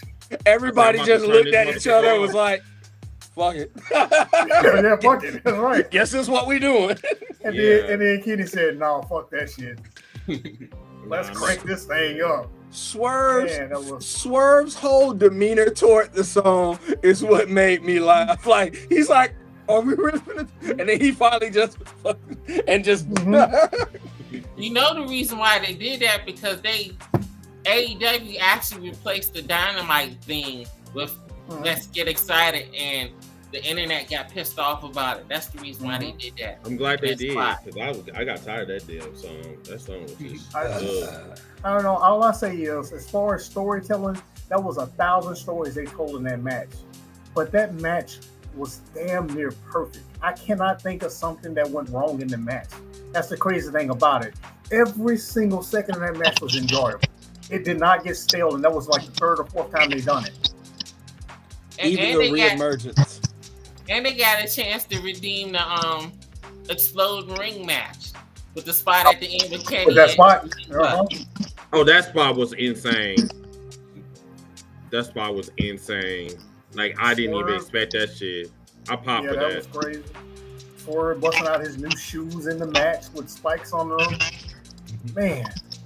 Crazy work. In Forza, I see that you came back. Right now we're going. You said what? I told you I work with children. You work with children? This late at night? Is there something wrong with that? All I need is a muffin. I swear I know what CM Punk was talking about now. But anyway. Okay. Well, we're going through this these topics or whatever. Pick one and talk about it. Oh God. I already talked about the fans at AEW. Ricochet. Okay. My take on Ricochet, he'll turn, actually, not heel turn, but him being himself and doing one hell of a job, probably surprised the hell out of me. Is way, way better than what John Cena is doing right now. Way better. If anybody's saying John Cena is the top heel of the wrestling world, gotta be living on the rock. Between Ricochet is doing great. Ricochet not only doing great, he actually is winning matches I never thought I'd see him in. Okay, let me correct AEW. Y'all did an ambulance match, not a stretcher match, but it was a good match. Thank you. It was a good match. It was a fucking stretcher. Shut the fuck up. I will not let that go. It was an ambulance match. Get over it. You know what? You fucking get over it. It was a stretcher going into the ambulance. Okay? No. That's the WWE. Yeah. But that's the WWE definition that you're using there. Anyway, Ricochet, he'll run right now, probably his best run in years. And I'm glad that he found his passion for the business again. And the fact that he's keeping kayfabe by going after people on Twitter, that's his. So, my opinion, keep it going, Trevor. You got a fan here. Okay, cool. Hey Ziggy, can you bring up the list again, if you could? Let me see. You see, the only one nobody ain't touched yet. Yes. That's gonna be an all-night topic alone. What's that? So, yeah, I see why everybody was avoiding that shit. Comment section, once again, anything that you guys want to discuss, put them in the comment section. Tell us what you think. Which one? I can't really see it. Which one? I see it right in front of me. I see it right in front of me too. I'm on the phone. I can't see it. I'm on the phone. I'll read it to you. I'll go. So, is wrestling a white man's sport? If not, why is it portrayed as such in professional wrestling? It is a white man's sport. Yeah, it is a white man's sport because all the ones that you see are being pushed either whites, or Samoan. Samoans are literally the new white, race, basically. No. Let me say this. They are the cousins of white people. I'll say that. Wow. And the reason why I say that is because I've never seen Samoans act like they are just getting all of these passes, getting all these title shots, and all this shit. I've never seen this before. So you're saying they got white privilege? More than me. More than me. More than Chris. More than Wild Man would. More than Ziggy would. More than you would. I mean, hold on. Let's keep this 100. As a Samoan would like to say. Mm-hmm. If you don't know that this is a white man's sport or a white person's sport, the white females get the same attention too. Look at the history. WWE has been around for 60 years. How long did it take to be a black WWE champion? 50. The NWA been around since 1905, something like that. Correct me if I'm wrong. And it took all the way to 2001 to put a black man as the NWA champion. Not to mention other wrestling companies, except for, all I say is the Indies, because the Indies is pretty much us. How you see us in the slums, bottom of the barrel. Mm-hmm. So don't try to put y'all all lives matter glasses on and say no. Wrestling is not a white man's sport. Wrestling is like the military. Ziggy, back me up on this, please. That's the white man's world. Mm-hmm. We just living in it. And then also, I'm just gonna say this, and then I'm just gonna land my plane with this. The thing is that when we talk about the issues that affects black people, it seems like, and this is both black people and white people.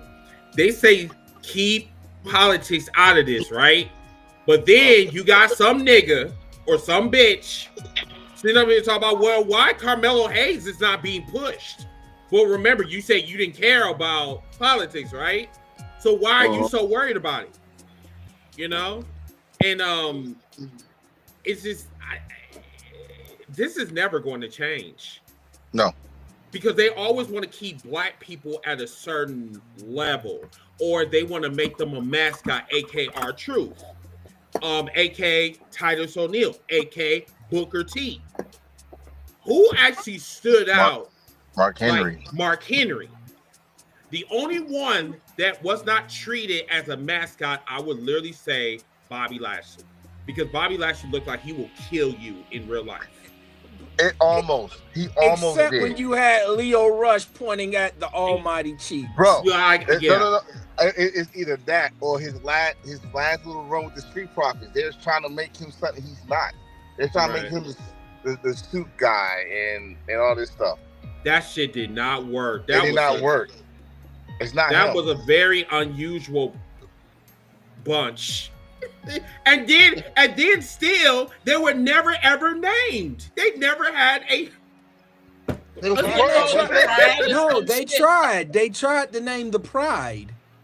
The Pride. This is not Pride Month. They tried. It is Pride Month. Oh, well, it's Pride Month now. This ain't Lion King. This ain't Lion King. Can I say? Go ahead, I don't believe wrestling is a white man's sport. I believe that wrestling is a white dominant sport. Wrestling is dominated by white folks, and there are several reasons why. One of them is one that I brought up before. If you look at the front office, that's why I call it front office of the WWE. You got your CEO, Triple H. You got all the other people under him. None of them are black. Not a single one of them. AEW, you got a couple people up there. So that's progress that I see. But pro wrestling as a whole, you gotta look at it like the NBA. The NBA, if you go back to the 60s, that was all any black people in it. But over time, black people proved that they were better athletes, and they took over basketball. Same thing in wrestling. Me, growing up, it took forever for me to see somebody black for the most part. I definitely didn't get to see anybody black wrestle every single week on TV. That shit didn't happen at all. Not until the mid 90s. So, like I say, I don't think it's a white. I think it's just white dominant. I think it's the best way to say that. Black people are now getting a chance because there's more black people that actually want to wrestle, which I'm not sure how many black people actually wanted to wrestle back in the 70s and 80s. I know that there were a few around, but it could have either been they didn't have a lot of black people that wanted to do it, or they were all being oppressed, which we used to that happening like it happened everywhere else.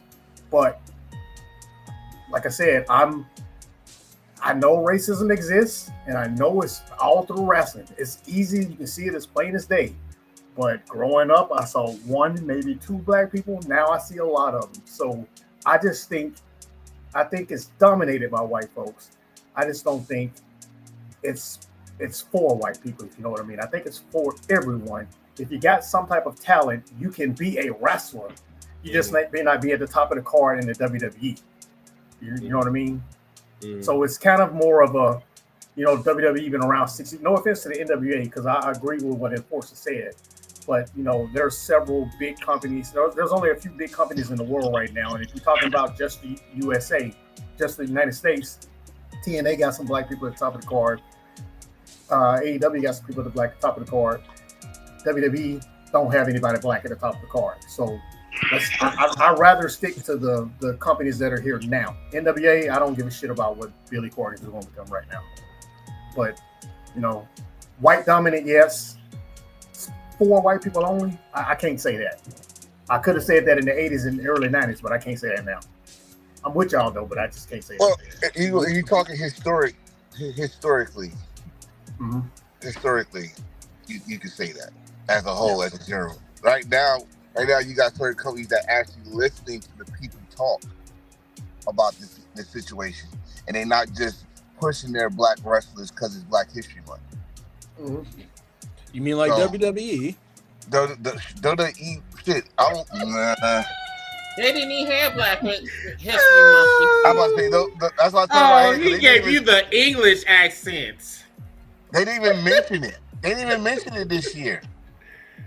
Of course, they don't care about us. You know what? You know what they did mention in Black History Month this year? They did let you see somebody get whipped in Black History Month. Oh, I forgot about that. They did let you see somebody get whipped in Black History Month. Why are you like this? You know, hold on. You know, 13, this is what 13 is for. Here's your Black History Month. Wow. Hey, right. You want to see Roots again. This is what 13 lives for. That's what 13 lives for. He's not going to forget that shit. I know. I'm wearing a shirt right now that says I am Black History with Africa on it. What the hell I look like forgetting this? Bring that up every single month so we'll never forget that shit. I got a whole shirt that says I am Black History, a whole lineup of these shirts over here. I have no shame in saying these words. It's the same. Hey, 13, let's make it worse then. Let's make it worse. He didn't win his match.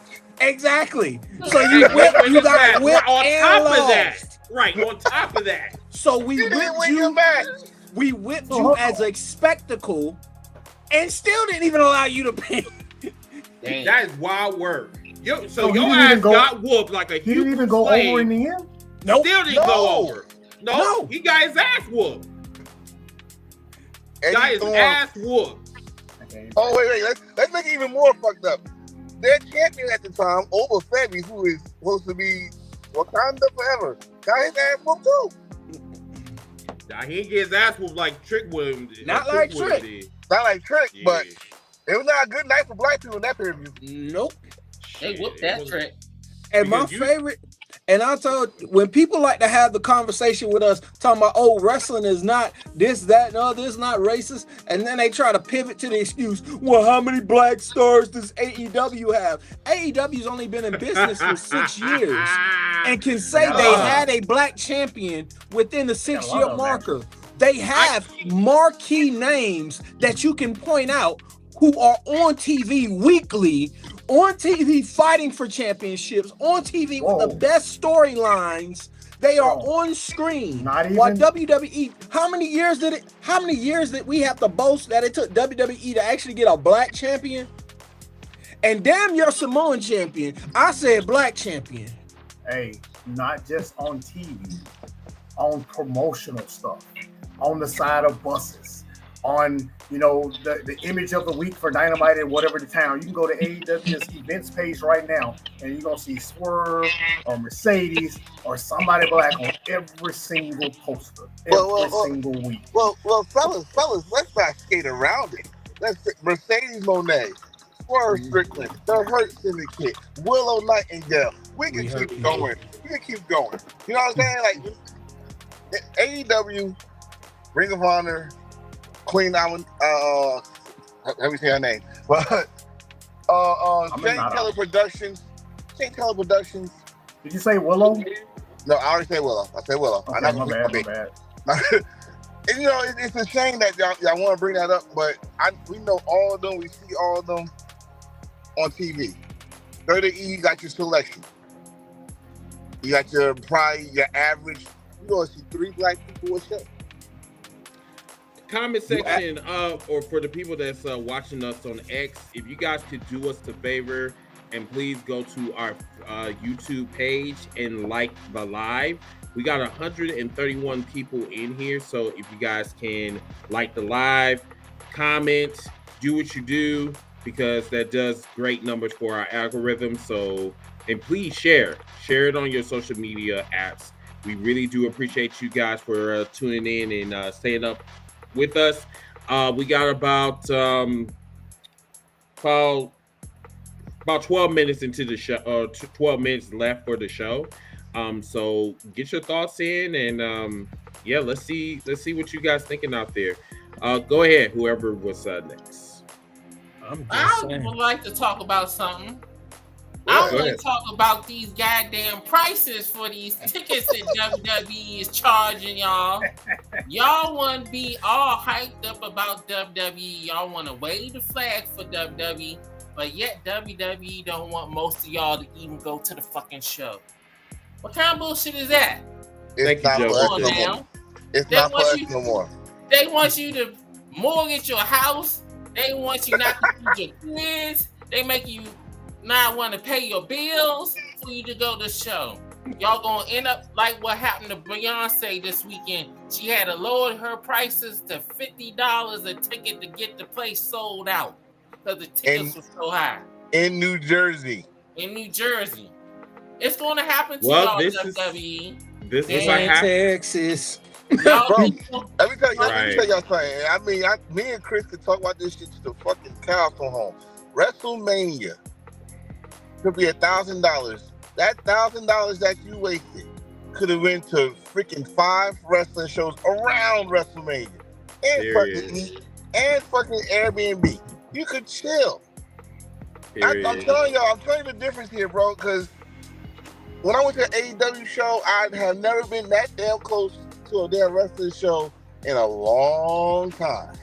Okay. What's up, Ginger? I cannot do that. I cannot do that at WWE show. I would have to pay. I have to do my mortgage, sell some blood. I had to do something. I had to probably sell my soul to the devil stuff to get that total tax because I'm not doing it. I got other shit to do. I'm a grown ass adult. If you could do it, you was blessed and you was spoiled to the fucking hill. Me, I gotta work. I'm at work right now. I got work to do. The question is, I'm not doing that for WWE. But the question is, since you were willing to sell your soul, did you try to contact Dwayne? I heard he's purchasing them. Dwayne doing another crappy ass movie. Fuck Dwayne is purchasing souls. Are you willing to negotiate? You can't even go to a Raw and a SmackDown no I'm not going to answer that question. Why are you like this? Why? I don't know. Why are you like this? 13, oh my God. 13, I'm being trash. 13, you make the Lord nervous. You make the Lord nervous. Christ.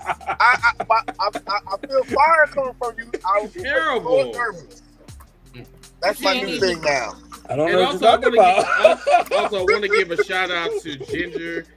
She recently had surgery recently, so let's give her some horns, give her a standing ovation for that. And cousin, get better down there, Ginger.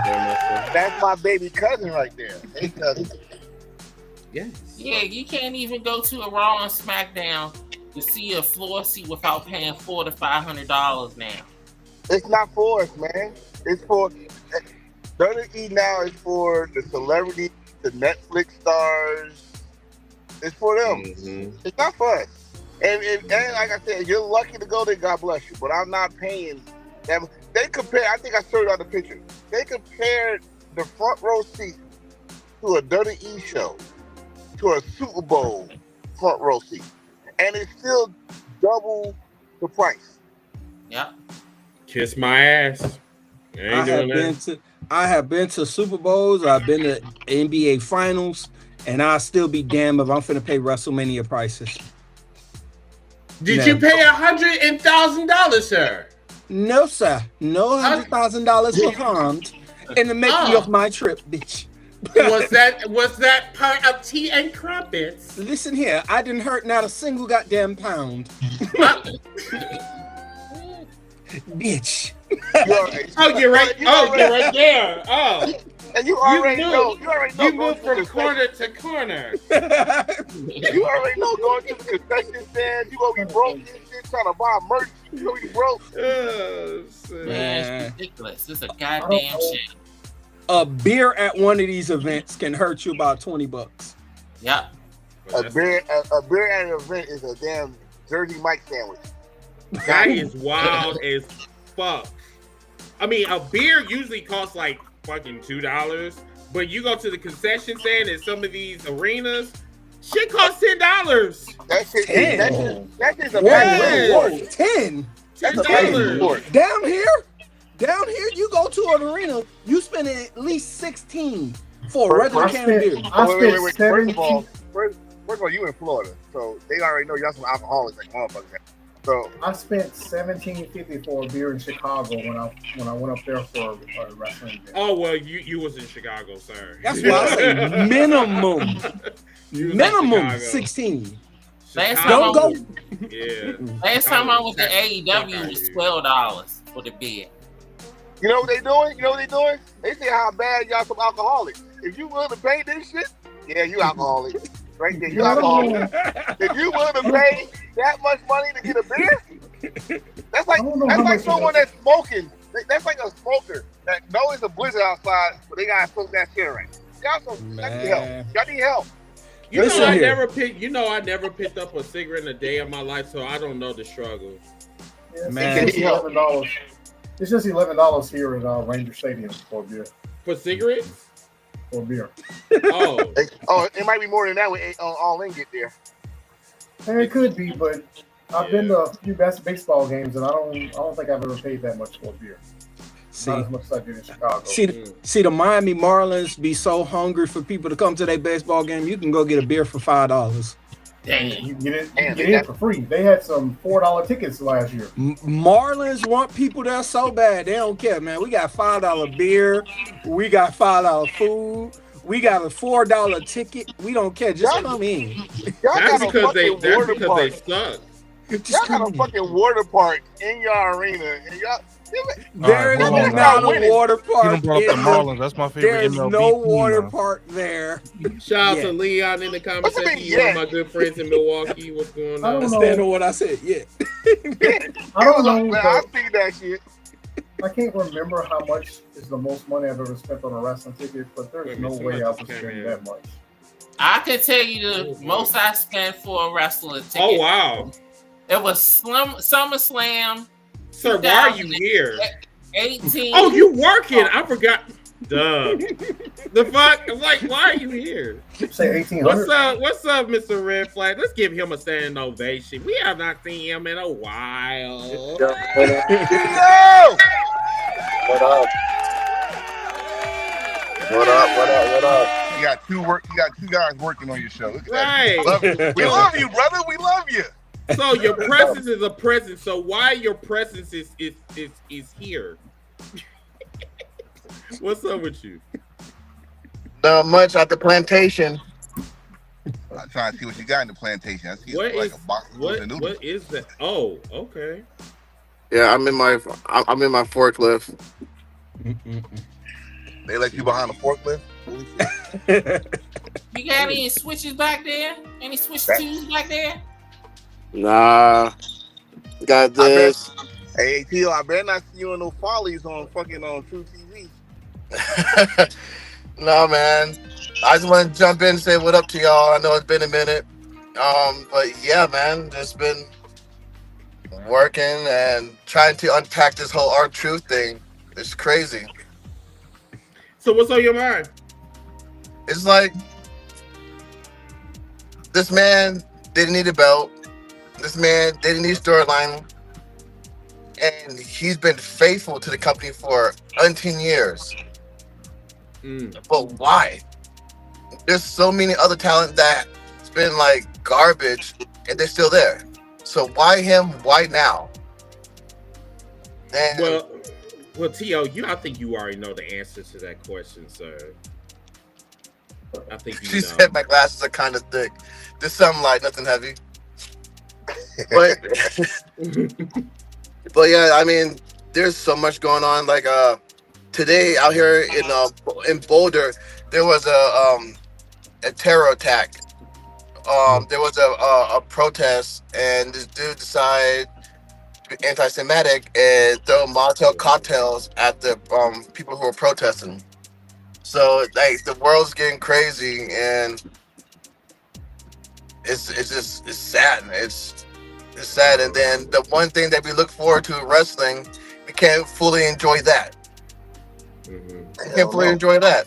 Yeah, because me and you, we was talking about mental health the last time I talked to you. As a matter of fact, speaking of which, like, how's your mental health like going for you these days? Are you in good spirits? Like, anything that you want to I'm all right. I've been talking to All Star a lot. He's been helping me spiritually.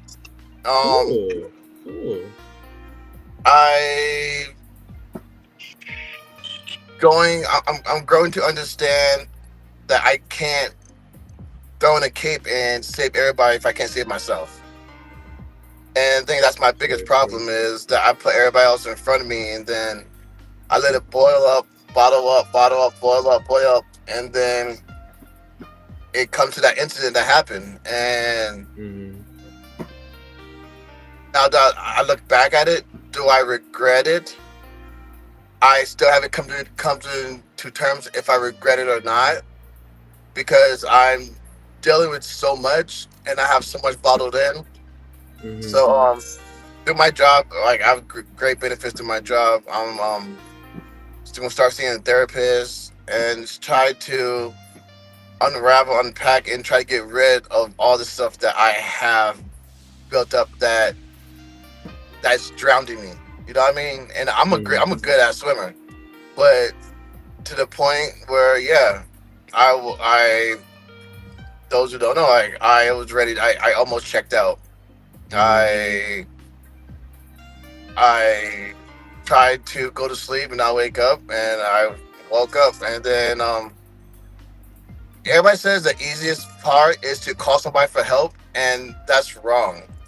That's the hardest part, and the hardest part was to tell my brothers here that what I attempted, and that was the hardest part because I felt like I let them down, and because we in Hills have life for life, we have to have like a brotherhood that you guys don't get to see, and I felt I let them down because I could have called. I could have that morning I got from work, called them, say, hey, this was on my mind. Talk to me. I didn't, because I was already checked out. I already wrote the letter. I already wrote the note. I already had my mind what I was going to do. Got in the bathtub. Did what I did. Went in the bathtub and tried to go to sleep. And had to call them and see the hurt in their eyes. But them knowing that I'm hurting, they allowed me to get out my hurt. And they weren't selfish to sit there and try to beat me down. They wanted to, like, what can we do? What can we do? And at that point, there's nothing that nobody could do. I couldn't even do anything for myself. But now I'm taking day by day. I'm getting that. I'm getting the help that I feel like I need day by day, and it's not easy. I don't want nobody to think that it's like a quick, easy fix for yourself. It's not a quick, easy fix. It's something that you have to be honest with yourself. You have to look yourself in the mirror and say, do you want to be here or not? And if you do want to be here, all right, then, well, then, alone, write on a piece of paper, hey, these are my pros, these are my cons, these are the reason why I want to be here, these are the reason why I don't want to be here. Like, and you have to step back and look at that and be like, okay, does the bad outweigh more than the good, or vice versa? But then it also takes a simple conversation. Nobody knows what each other goes through day by day. We don't know. And some people find it hard to talk about it. And growing up as a black man, we were told, hey, you have to be strong. You can't cry. You have to go out there and bust your ass. You have to provide this and that. And you get that mentality, and then that's what sticks to you. Chris Rock said in a stand-up that that women, kids, and dogs are loved unconditionally, but men are loved for what they can provide. And I hear that, I'm like, okay, but then I step back and look at it. It's true. People might agree, disagree, but it is true. But then I have to look at that as, okay, well then, if that's the case, I need to express the reason why I feel that this, like, how I feel, and what needs to be changed. And if I'm saying that, hey, this is the reason why I feel that way because of what you do, and if you choose not to want to be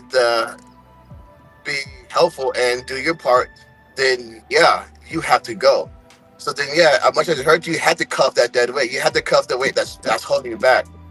And that's what I've slowly been doing. So like in my absence, I still chime into our group chat. I still here in the wrestling streets, but I've taken the time that I need for myself, and that's what I've been doing. Well, I'm glad that you're in great health, Terrell, because yes, I worry about you a lot.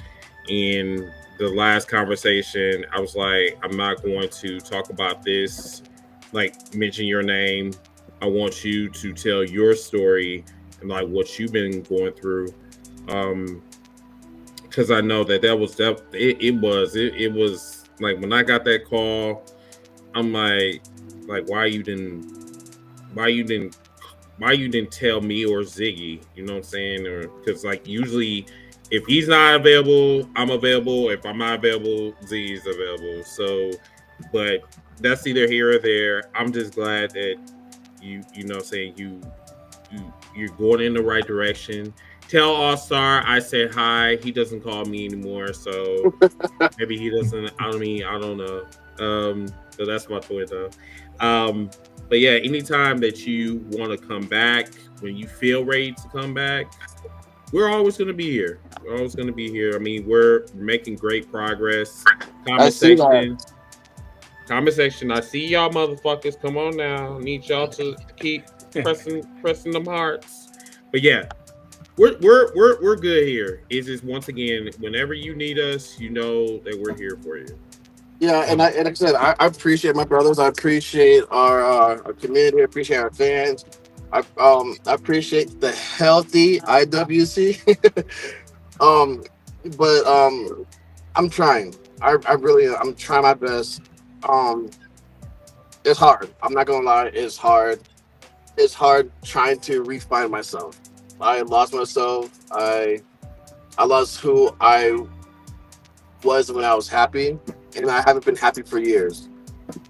And I just masked it to try to make other people happy, everybody else happy. And I figure I feel like a hypocrite coming on every week, trying to entertain and be happy for everybody and give them all this good news when I'm dying. I'm dying inside, and that's not fair to you guys as fans and to my brothers. It's not fair to you guys that I can't give you all of me. You guys are only getting a facade me. You guys are getting T.O., DJ Red Flag, head of turntable. You guys not getting Terrell Porter. You guys not getting real me. I can't give you guys the great part of me if I'm not great myself. We have to accept the fact that we can't be who we try to be for the world if we ourselves aren't mentally good. You have to take care of your mental health at all costs, because if you're not in the right headspace, then eventually it's going to come back to get us all. And I say that as a person who understands exactly the shoes you're walking in. Nope. And I'll be the first person to tell you, fuck the name, 13 Thoughts. I'm speaking to you as Kenneth. I understand exactly what you're saying. And that's literally one of the things when I'm not online talking trash with Chris. I run an education foundation that really does sit back and try to focus programs on mental health. So if you need a link, if you need a couple things, you need something, reach out. I still have a lot of the programs in which we established like 3 years ago. I still have a lot of the resources from that. And I still have, same way, like I said, you need an ear, need a vent. You got it, fam. I appreciate y'all, but I got clocked back into the plantation. I love y'all. I appreciate y'all. You too, I get at y'all, all right? Y'all have a good one. All right, man. Stay safe. Always. Easy. All right, T.O. All right, so everybody, we went over, which is fine. I'm going to let's see what Scottish got to say. What's going on, Scottish? From YouTube. Said that R-Truth is 53. They gave him a title match for the biggest prize in the company for his last match. What's the problem? That was not a title match. It was not a title match. I'm like, bro, I didn't even see get this title match. It was not a title match. It was just a match. It was a charity case match. That's what it was. 4-minute match. It was. Okay. It was like 4 minutes. It was like 3. I would say 3 minutes. It was like 3 minutes and 47 seconds. It was just a match that John Cena wanted to get over with from one of his friends. This was this tour gonna be a match with his friend. That's it. All right. And 2 minutes of the match was a commercial. Yeah, are you talking about in 2011? Because that was the last time he went toe-to-toe with John Cena for the WWE Championship. Are you talking about the 24/7 title? the 24/7 7-Eleven I-95 southbound championship. 365 days. Get it correct. It's the 24/7 7-Eleven South I-95 southbound championship. On the left-hand side of the on the interchange. Thank you. But yeah, Scotty. Yeah, I don't know what you're talking about, sir. I need to go find this championship match he saw because I didn't see one. Did you see this on Google? I need to find this. I need to find this one. Let me use my research tablet to go find it. Because I know my black ass didn't see it.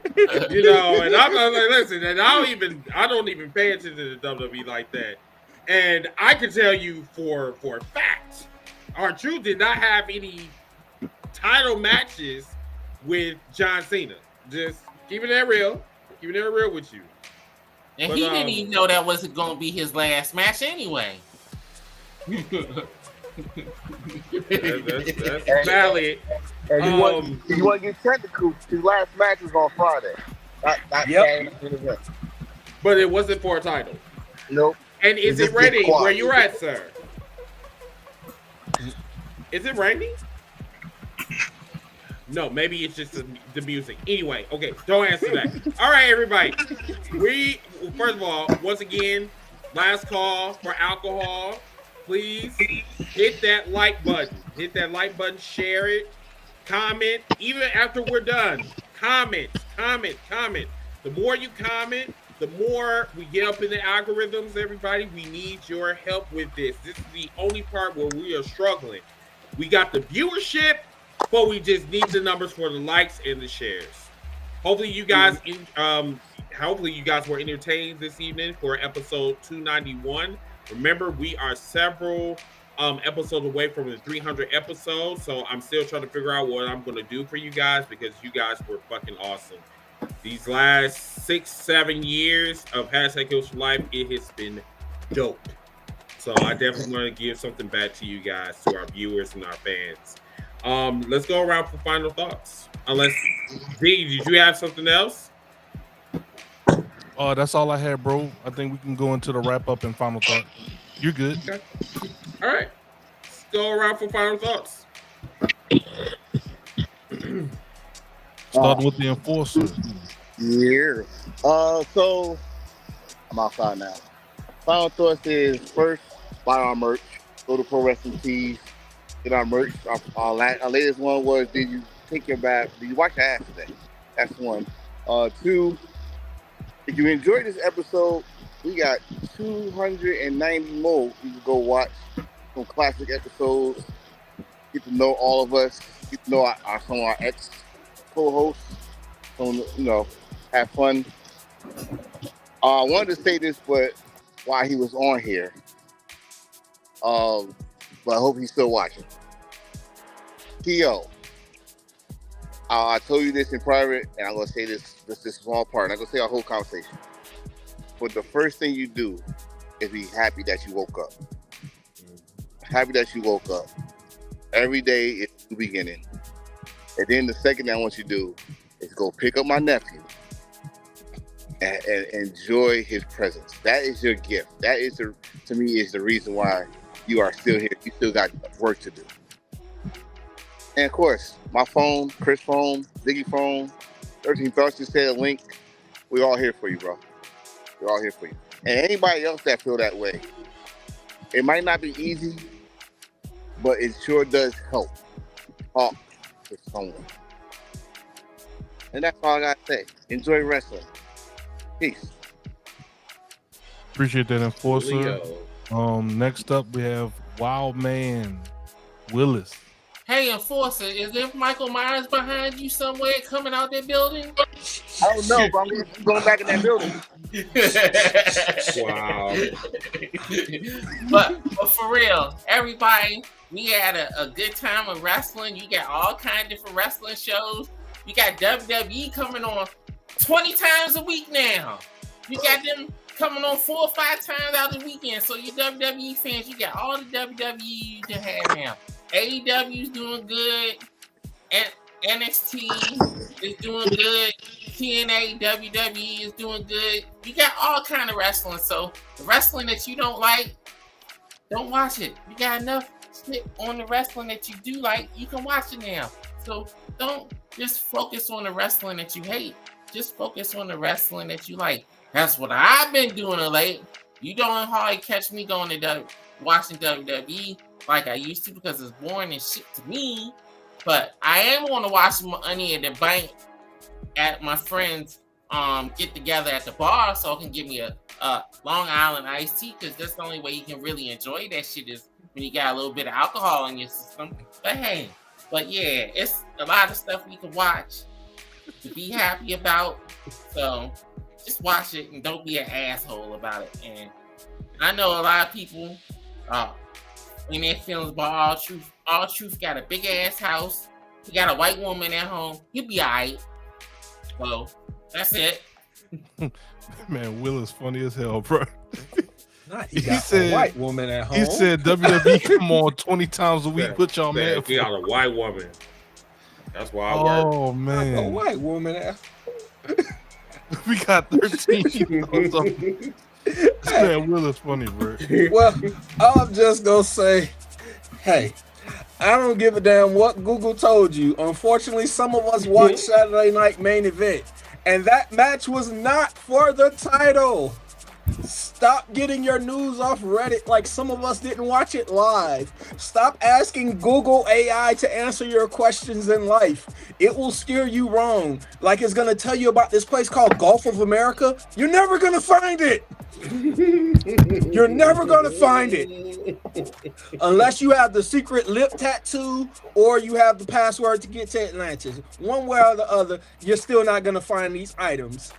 If you love wrestling, I don't give a damn which one you love. You love TNA, unlikely. You love AEW. You love WWE. You love New Japan. You're like light skin and you're a Joshi fanatic. Love what you love, accept what you love Yoshis. If you don't like one style of wrestling, great. There's hundreds of other styles of wrestling to love. Go find it, latch on to it, and embrace it. You don't have to shit on one company to embrace the fact that you love another. I can tell you, compared to everybody else on this panel, I will probably still call myself a WWE fan, and I will be until my payment for Peacock is done for the calendar year, because I've already paid my money, damn it. So I'm getting all my money out of watching the Peacock network to watch every premium live event I can pull out and watch. As far as the rest of them, Netflix, they can count their days. Netflix can count their days. SmackDown might be the only thing that might still get watched, only because I already paid for my DirecTV, and I ain't paying for no more goddamn subscriptions to watch WWE. Period. Oh, I guess I'm supposed to tell y'all I am 13 Thoughts. I am on TikTok, Instagram, and everywhere else. I also have a YouTube page where I will be seemingly going along with all type of content, including wrestling, since people like to fuss, and I like to fuss too. Thank you. Are you done, sir? Yes, sir. I'm going to drink. Bro. Unless the people who got something in this cup is sponsoring me, it's going to be in a clear glass. I thought Dew Whites was no, they were a sponsor last week for the Did You Wipe Your Ass committee. Thank you. Thank you, good sir. Not the Dew Wipes. Who is next? All right, next up we have Miss South to NWA. Oh, great. Well, I guess I've been pretty consistent in saying that anytime someone new is signed by either company is at the expense of someone else in the company. Meaning if you got 20 wrestlers that can appear on a show every single week, and I'm not saying that's an accurate number, but if you got 20 wrestlers that appear on a show every week and you sign a new wrestler, that means one of those 20 has to come off. That's just business. That's how it is there. They have a budget. That's how they budget their, company. So am I mad R-Truth got released? No, not mad at all. He's been there 20 plus years. I'm not gonna make that part of it about black or white. It's literally just we gotta release somebody because we're wasting money signing all these other people. So I'm gonna leave that as it is. I just don't think these wrestling companies nowadays. I don't think they focus. They focus less about improving their companies, and I'm not saying they don't want to improve their companies. I think they're spending too much time right now trying to sign or find the next big thing and beat the other company at finding it. I think so. The idea is like Mariah May, or no, let's even better, Stephanie Valkyrie. WWE didn't know shit about her at all until she wrestled Mercedes Moné, the greatest women's wrestler of all time.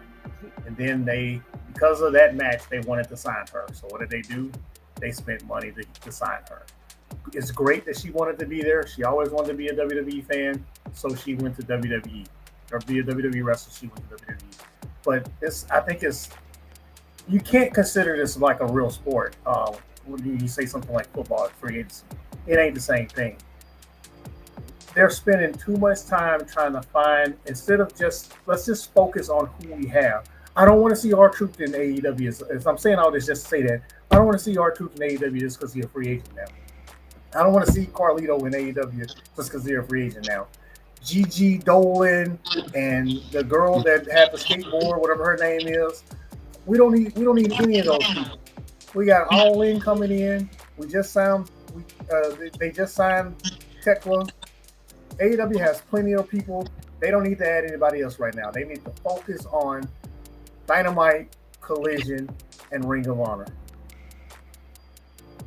That's all I got. Cool. So Ziggy, it's just me and you.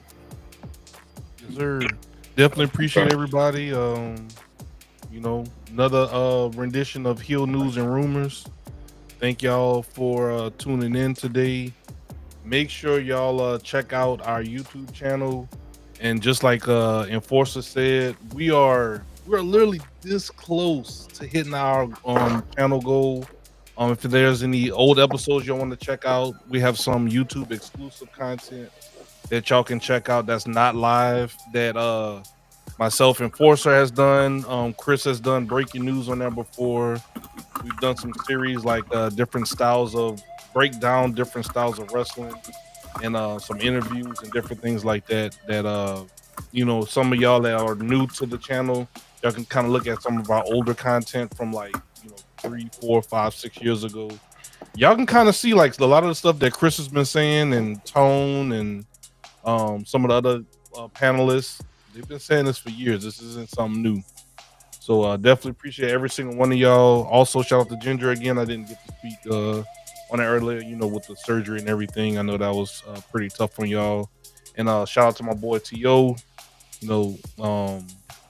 I think there's a reason you're here. And like you said, that was the one thing that we talked about. You're not Superman. Everybody has a breaking point.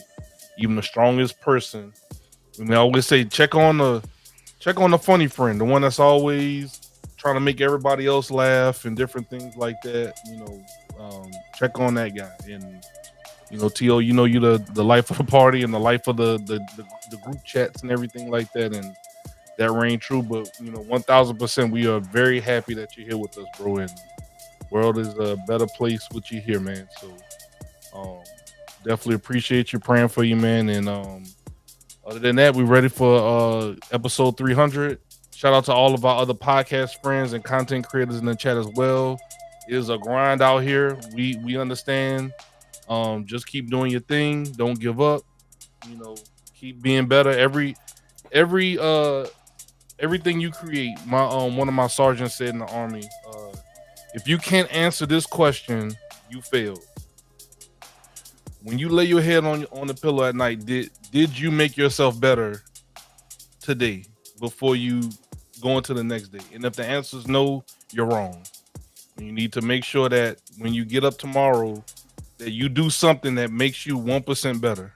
So that's my little piece of advice to all our content creators and podcasters out there. Just always do something to make yourself 1% better than you were the previous day. And then I'm gonna tag my boy Chris in, and he give us the benediction. Shout out to V. You stated that it seems like these cuts are coming from the higher up due to seeing their age as a factor.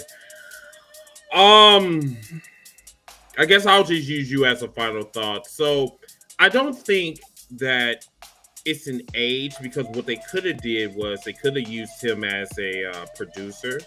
They could have used him as a mentor. But they decided just to let him loose.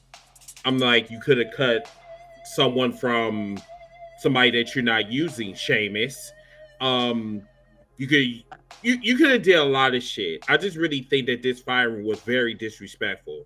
It doesn't really matter how I feel about R-Truth, as you know how he been portrayed. If this is how he feels, and like what 13 said before, if this is how the man feels, so be it. But I'm not gonna talk about him on one of my lists on like greatest African Americans. I'll talk about his accomplishments, but I'm not gonna go so far because, like I said, he already knew how WWE got down.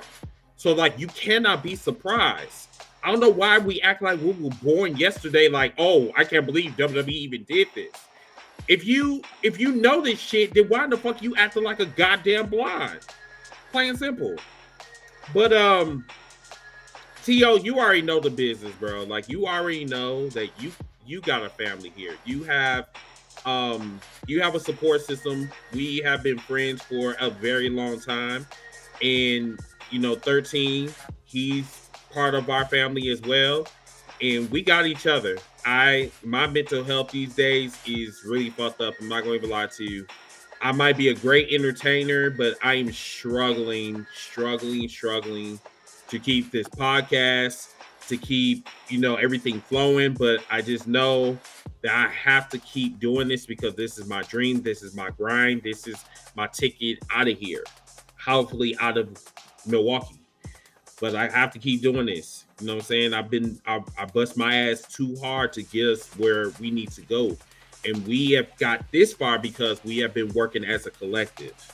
And shout out to Ziggy, shout out to Enforcer, shout out to Mid-South, shout out to 13, shout out to Light Skin Gouging, because this is my team. Like, this is the dream team that I've always wanted. And I love them. I love them so much. But for everybody else out there, mental health is very important.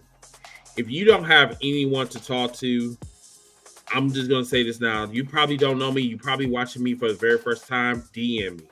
I am located on all social media platforms. If you need to talk to somebody, reach out to me. Reach out to Ziggy. But for me, because I know that the world is getting worse, and in the wrestling industry, it's not getting any better. But definitely, you need somebody to talk to. I'm here for you guys.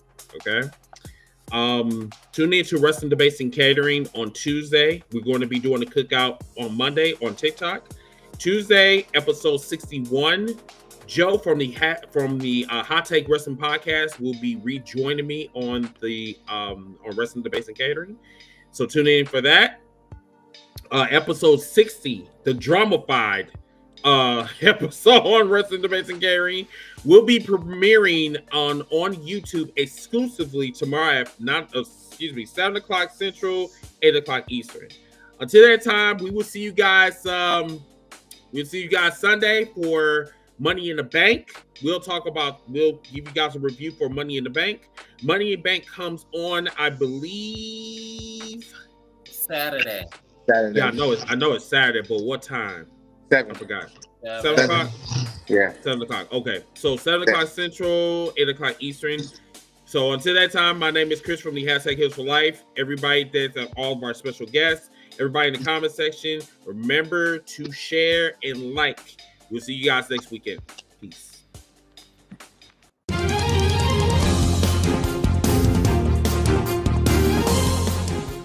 We're breaking down the latest buzz from backstage politics, surprise returns, contract drama, and all the dirt the big companies don't want you to know about.